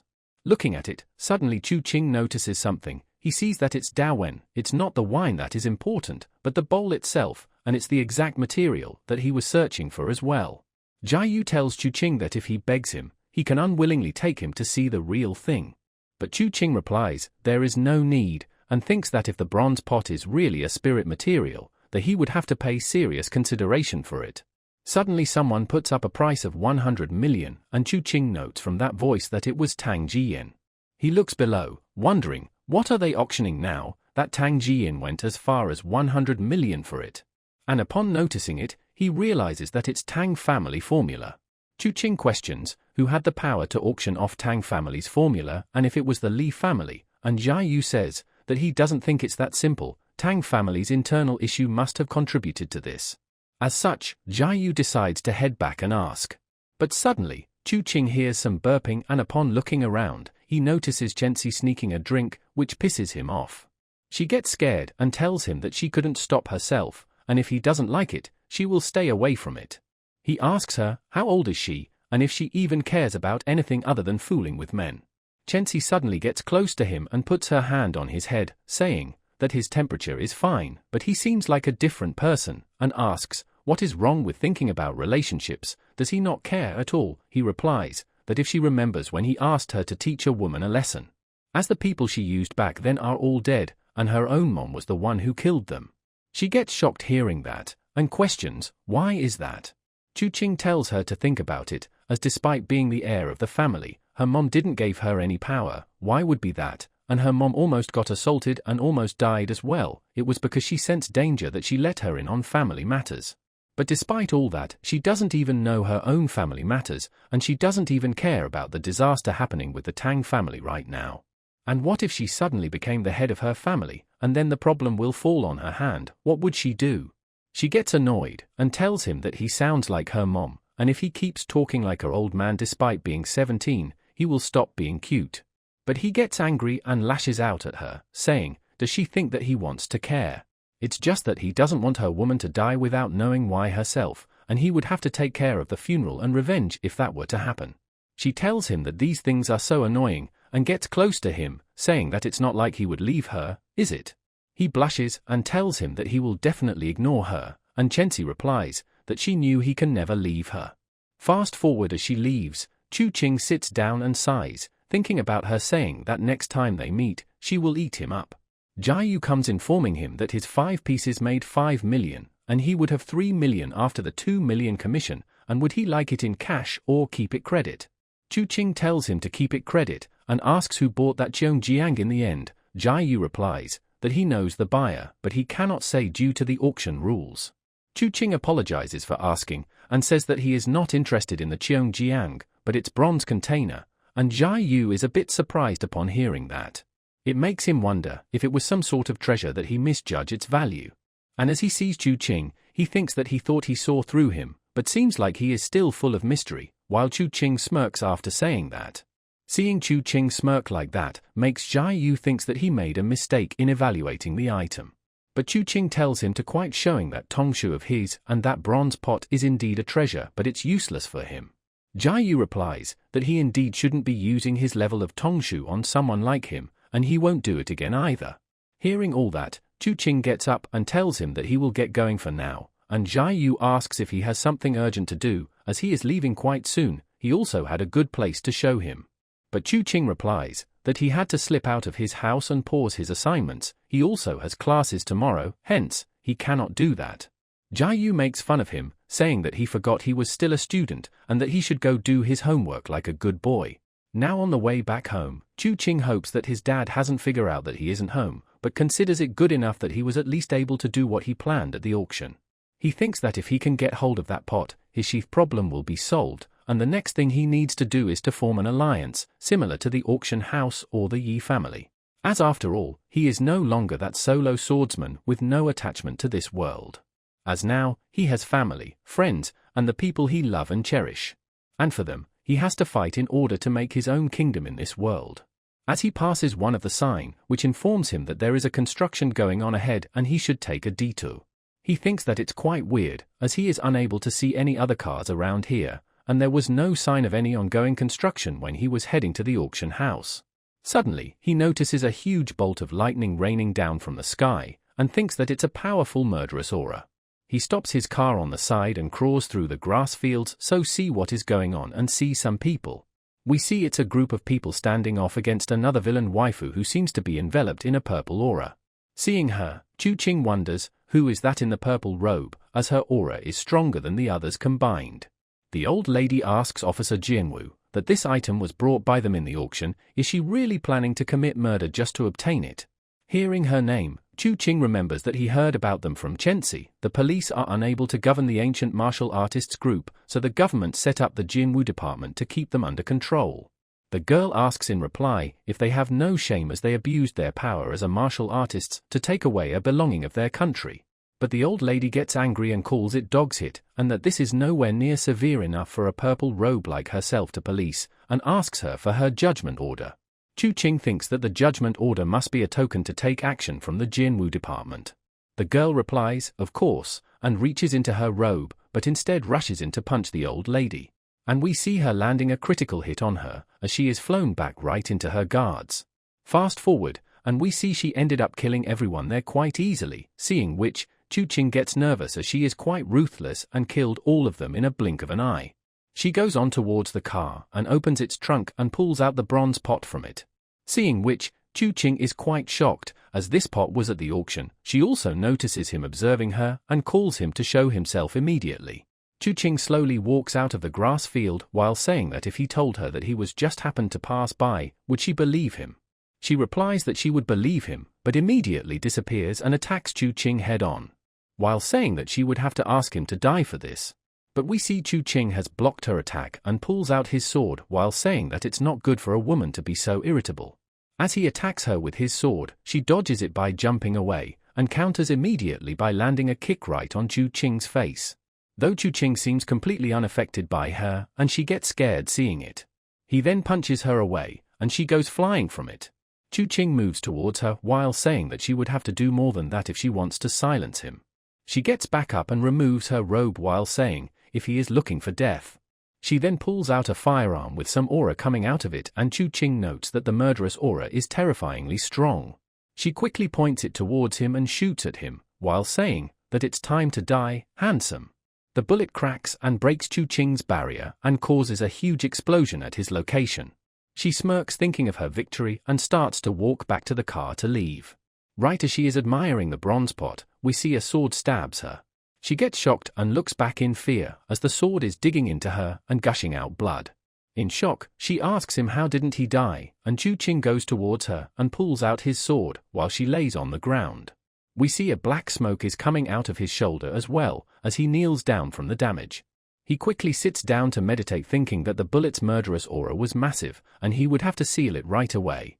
But as he tries to seal it away, it suddenly starts to hurt and Chu Qing screams in pain.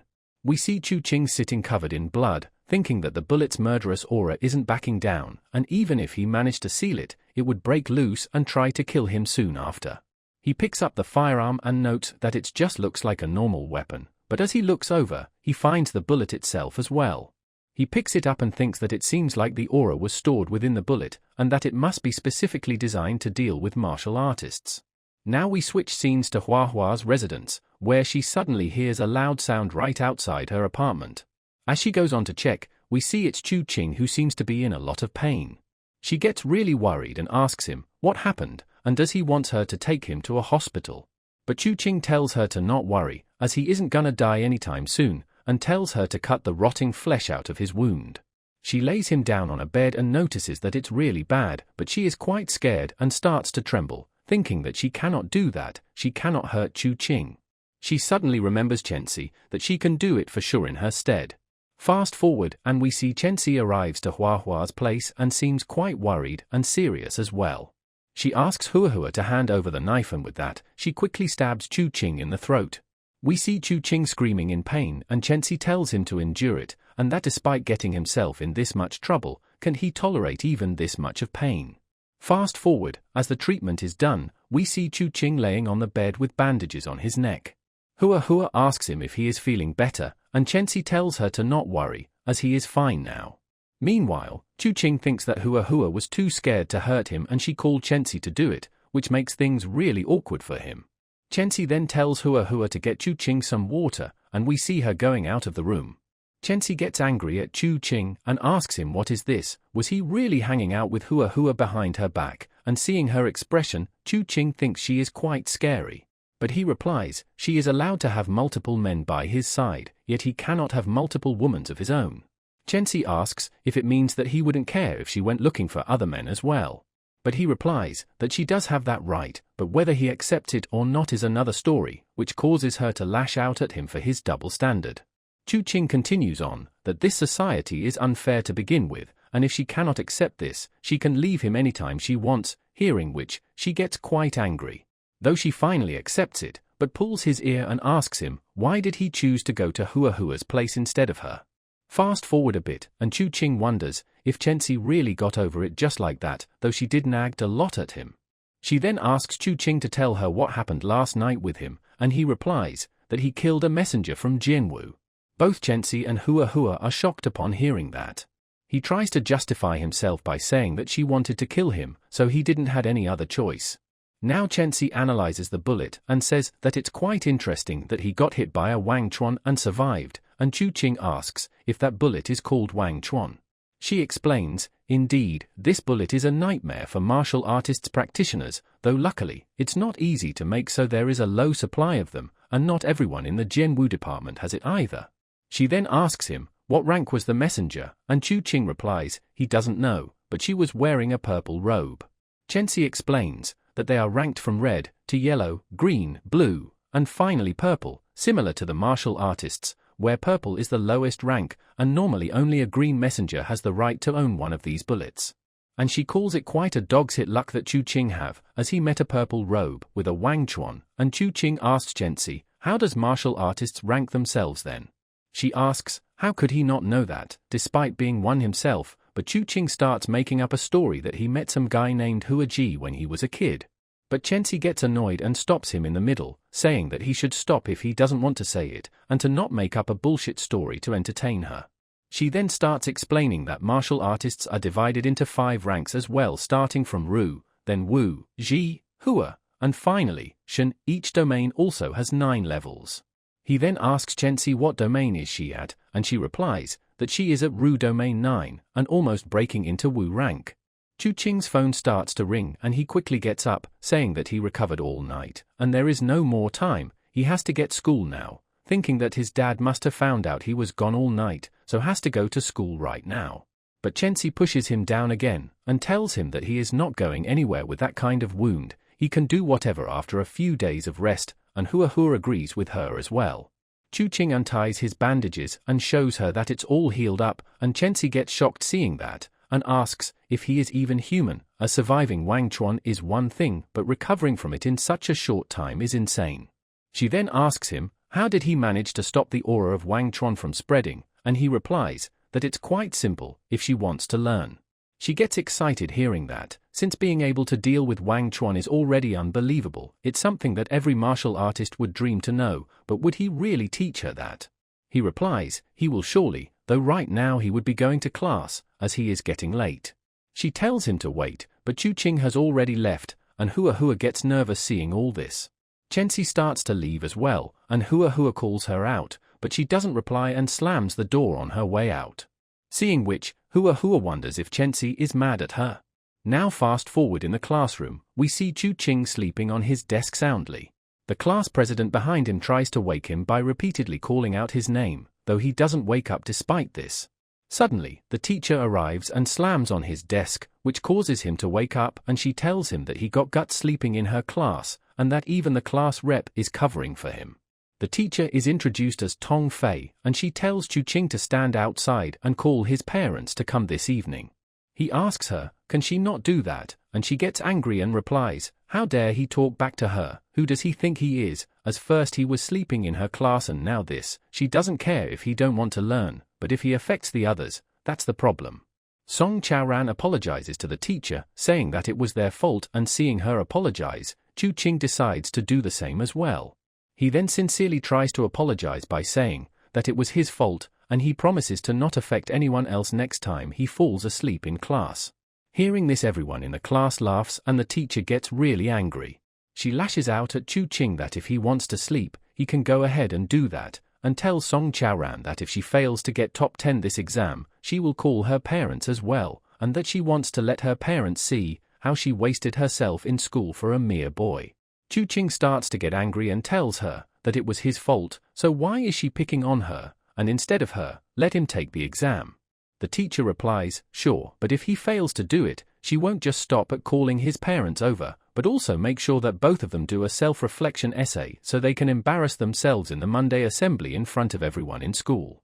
And then everyone would know the harm of young love and stay away from it, hearing which, Chu Qing is confused and wonders if it's about her and Song Chaoran.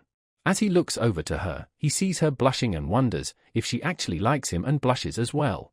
Now we switch scenes to Tang Jiyan, as one of the girl comes running to her and informs her that the school king is cheating on her.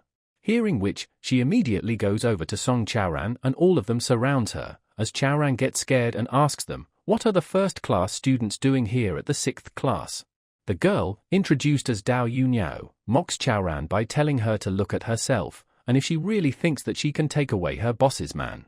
Chao Ran is unable to speak up anything and stutters, while Tang Jian looks over and asks, "Where is Chu Qing?" Everyone from the 6th class quickly goes away and leaves Chu Qing alone.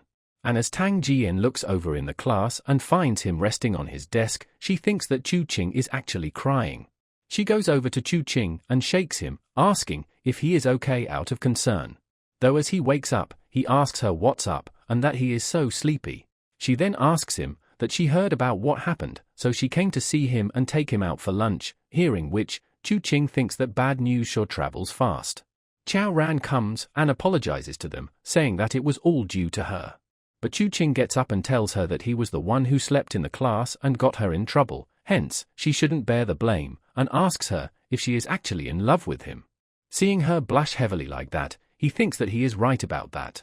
He then hugs her, saying that he was joking, and he hopes that she doesn't mind it, as she is a good woman and will always be his friend.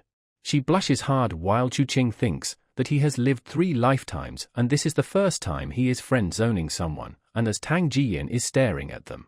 Now fast forward at evening, we see Yuniao sitting together along with Chu Qing and Tang Jian in a restaurant. She gets angry at Chu Qing and berates him, saying that he has nothing that matches Xian other than a pretty face, yet he dares to hug another woman in front of her. As such, he should apologize to her immediately. But Chu Qing hits back that there are so many followers chasing Tang Xian yet she isn't apologizing to him. Yuniao asks him if he is jealous that Xian isn't paying enough attention to him, and he replies he doesn't need her spoiling him, and if anything, he should be the one spoiling her. Hearing his statement, she starts to laugh and Xian says that she would be waiting for that, but he would have to be stronger than her to do that, otherwise it won't be possible. Chu Qing with determination tells her to just wait. Yuniao again starts, saying that all jokes aside, she warns him to stay away from other women's, and that he should also change that rebellious attitude of his, and that she wants soft words and smiles from him, hearing which, Chu Qing smirks sarcastically. In anger, Yuniao slams the table, saying if he is hearing her, but much to her shock, he pulls her towards himself, and asks, does she want him to distance himself from women's, and if she counts in them as well, should he stay away from her as well? Hearing which, she starts to blush, and Xian orders her that it's enough, and she should head back first. She stands up and does so, albeit annoyingly. Xian asks Chu Qing if he is mad at her that she didn't said a word, and he replies, he isn't, and that he is different from other men, so she should not expect anything special from him.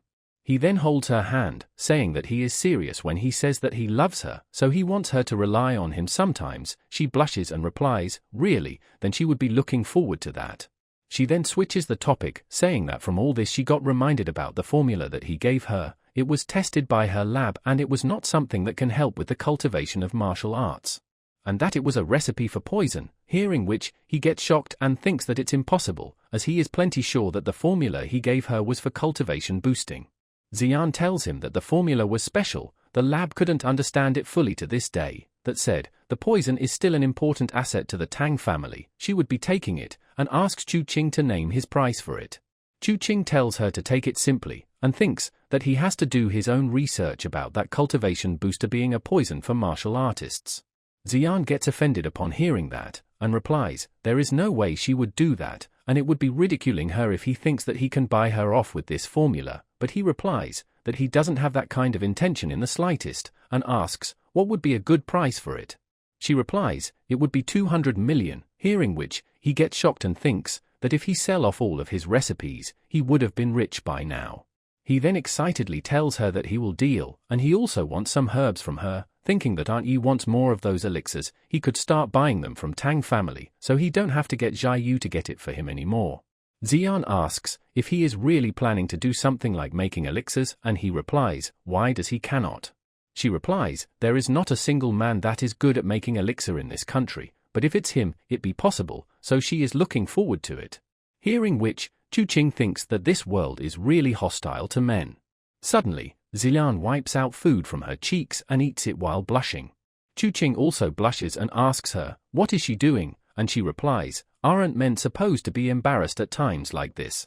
She then grabs him and tells him to stop training martial arts, and she is saying it seriously. If it's for self-defense, she could protect her instead, and he also doesn't look good today, which she assumes is the side effects of training. As such, she hands him over the medicine from her family which he can use for healing. She gets close to him and says that if she sees him training again, they will be through, as she does not want her future husband to be not able, hearing which, Chu Qing gets scared thinking that cultivating martial arts leads to infertility. Now fast forward, it gets night, and we see Chu Qing arriving at his home, wondering if his dad noticed that he was gone last night. Suddenly, he gets dragged by his dad and gets his ass beaten while he nags at him for coming home at this time. But Chenxi arrives and tells his dad to stop it, as this was her fault, since she got drunk last night and he had to stay and take care of her. Seeing her here, Chu Qing gets surprised and thinks, why is she here, and what is she even talking about, and that she got drunk and he had to take care of her, a man and a woman in a room all alone. His dad would really imagine something bad due to it. His dad then sits down and sulks due to it, thinking that his big cabbage got taken by a pig just like that after growing it for years. Fast forward, Chu Qing asks her why did she came to see him, and she hands him over a medicine for healing. Seeing it, he remembers that it's the Tang family's healing medicine, and she gets a bit angry hearing that, and says that it looks like he no longer needs it. And she should have expected that, he is Miss Tang's boyfriend after all, he wouldn't be lacking in anything. Chu Qing replies, who said he doesn't need it, and he would be needing any presents that she would prepare. And this also reminds Chu Qing about teaching Chenxi the way to deal with Wang Chuan, and Chenxi asks if he is sure about it, as that technique is more valuable than life. But he holds her hand and replies, there is nothing to be unsure about it, and we see them sit down to learn. As Chu Qing seems to be transferring his energy, she shouts in pain. He immediately stops and holds her, asking what happened, and she replies that it's hurting, and he gives her the Tang family healing meds. Chu Qing wonders, why is it happening? Anywhere his Reiki passed by, the meridian is damaged. Luckily they have Tang family's elixir. When he was healing Aunt Yi, his Reiki was not passing through the meridian but the body instead. As such, he tries the same thing with Chenxi and asks if she is still in pain. She replies, it is quite comfortable, and Chu Qing thinks that no wonder Tang Xian said that this formula was poison. From this, he suddenly realizes something. What if irregularity of the meridian is the biggest difference between men and women in this world? As such, he decides to get his hands on an ancient martial arts book. Chenxi gets on top of him and asks him to do that thing again, as it felt quite great, but he tells her to get up right now, or he will kick her out. Suddenly, his dad comes and shouts, that didn't they said they were studying, how did they get to bed while studying? Chu Qing tells him that it's not what he thinks, and Chenxi starts running away as well, saying that she was feeling sick so she lied on his bed, and takes her leave, saying that she will see them next time. Chu Qing tells his dad that there is nothing between them, so he would go ahead and sleep. Inside the room, he thinks that he can deal with irregular meridian later, but what's important right now is crafting the sheath, as he brings out the bronze pot. We switch scenes to the place of incident, and see someone investigating Chu Qing's blood while saying that it's interesting, as someone got hit by Wang Chuan but only left a few blood traces on the scene. And the way that person killed don't seem to be an ancient martial arts, but a more natural way, which gets her wondering if it could be a man. Her assistant then asks her, what was that? She replies, it's nothing. She suspects the killer didn't leave Jin men. As such, she orders her to check on all major hospitals, then trace the healing med from black market and send someone to investigate the auction on the night of the murder. Her assistant accepts the order and asks if she is going to Jin men. She replies, she will, as her family has arranged a fiancé for her there. He is the son of the 6th daughter of the Chu family, and she heard that he is quite the catch, so she would be checking him out. Back at home, Chu Qing sneezes, wondering if someone is talking behind his back about him. We see Chu Qing start to work on his sheath for his sword, as the bronze pot starts to morph into a sheath. He then opens his eyes and says that he finally have his scabbard, and now any damage that his sword will sustain won't last, and it will also return to its original form. He puts the sword in his sheath and also forms a mask from it. As the messenger saw his face, so he had to deal with her, but now that he have this mask, he won't have to worry about being seen. And after all this, he wonders, what is so special about this Zhongjiang, that so many people were fighting over it? Suddenly, his phone buzzes, and he gets a text from Chenxi, calling him Little Qing Kong, and he was such a tease last night that she forgot to talk business with her. As such, her mom told her to call him for dinner tonight, and they will be serving him their restaurant's secret dishes.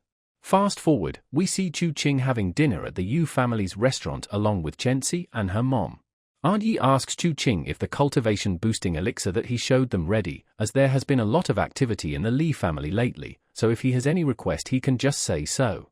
He replies, he is still waiting on the herbs, and he would be done latest by next week. She replies, it's fine, and asks him to name his price.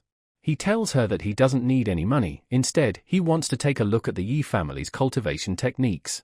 Suddenly, the mood shifts and Chu Qing wonders if he said anything wrong. She gets a bit angry and refuses, saying that the book was passed down generation to generation and it's worth more than their lives, an outsider can never have it. Chu Qing is quite surprised knowing that these techniques are so important to them. She sighs and tells him that a young Qing boy like him training for ancient martial arts won't end well. As such, she advises him to quit now. It gets him thinking again, that why is it a problem when men train for it?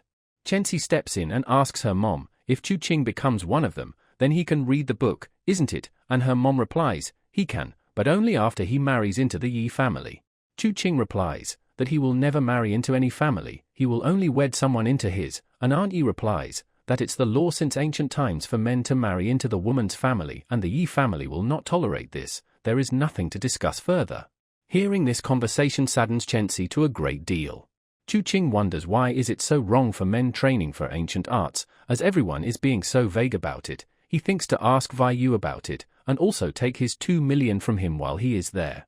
Now at Zhai Yu's house, he asks Chu Qing where did he get that kind of money, and asks if he sold those rocks in secret, he should have let him in on it as well.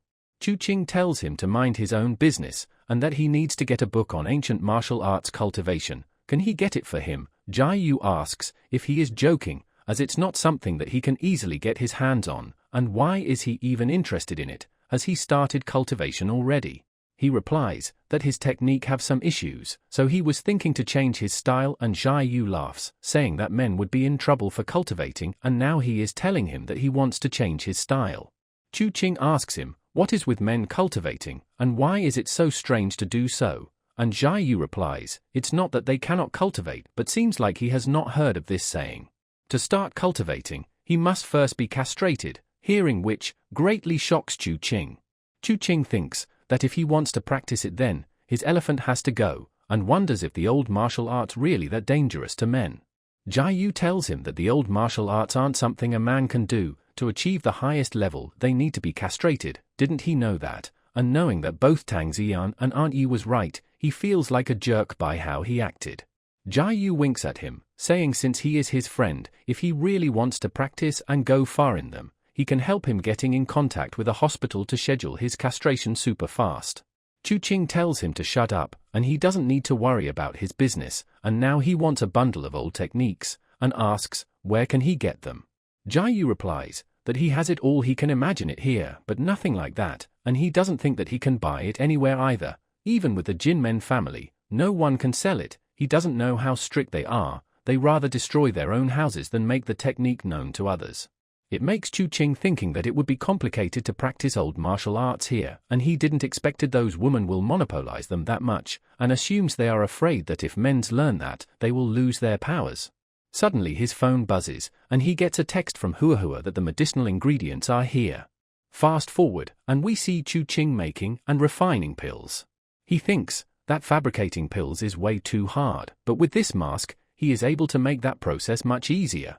But with this, he is finally able to refine the pills, and we see it's called Quan Yi Dan, which increases the user's power by 30%. We see Hua is watching from behind the door, and Chu Qing tells her to come in already as he is done with it. She asks him, what was he doing, and he replies, he was making pills. She is a bit surprised knowing that and says, that isn't it a thing that only a alchemist family like Tang family can do? Chu Qing asks if she thinks that he is lying.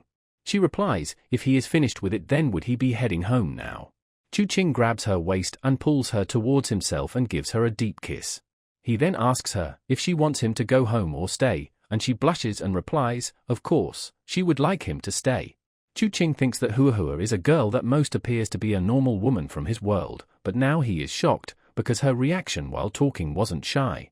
He then picks her up and throws her on the bed, and also gets on top of her too. She tells Chu Qing that they cannot do it today, as she is on her period, and that he is still underaged. If he makes her pregnant, it wouldn't be nice for her and him, and she is afraid rumors will be spread around. hearing which Chu Qing thinks, isn't that something a man should say to a woman? He gets close to her and asks, what does she mean? Does she think that he is not responsible enough for it? Fast forward to next day in the morning, Chu Qing is completely drained, as he didn't sleep at all last night. Suddenly, Yi Mao comes and calls Chu Qing, saying that his sister told him to bring him to her. Chu Qing asks if he knows what does his sister wants from him. Yi Mao says that he doesn't know, but asks if he is going to be his brother-in-law, and Chu Qing replies, does that bother his sister, or if he likes Tang Xian, and Yi Mao replies that the girl he likes is Dao Yuniao, though he tells her to not tell that to anyone. Chu Qing feels dumb hearing that he likes girls without brains, like Yuniao. He tells her that he will help getting him with Yuniao, but he needs to promise him that he is going to stop talking in that shameful way. Yi Mao replies that men aren't like that, and isn't he shy, which makes Chu Qing remember that in this world, men are the feminine one. Yi Mao asks him, would he really be able to get with Yuniao if he helps him, and Chu Qing replies, if he does everything like he says, he promised that she would even want to date him, while thinking that if she doesn't want that, he will force and threaten her. We then see Chenxi is standing, waiting for Chu Qing outside her car. Chu Qing asks her why did she came to see him, and she offers him a drink, asking if he is thirsty. Receiving milk tea like that confuses him a bit, and Yi Mao tells Chenxi that she is so cruel for not getting him a drink as well, and she replies there isn't any for him, and tells Chu Qing to drink it fast or it will go bad.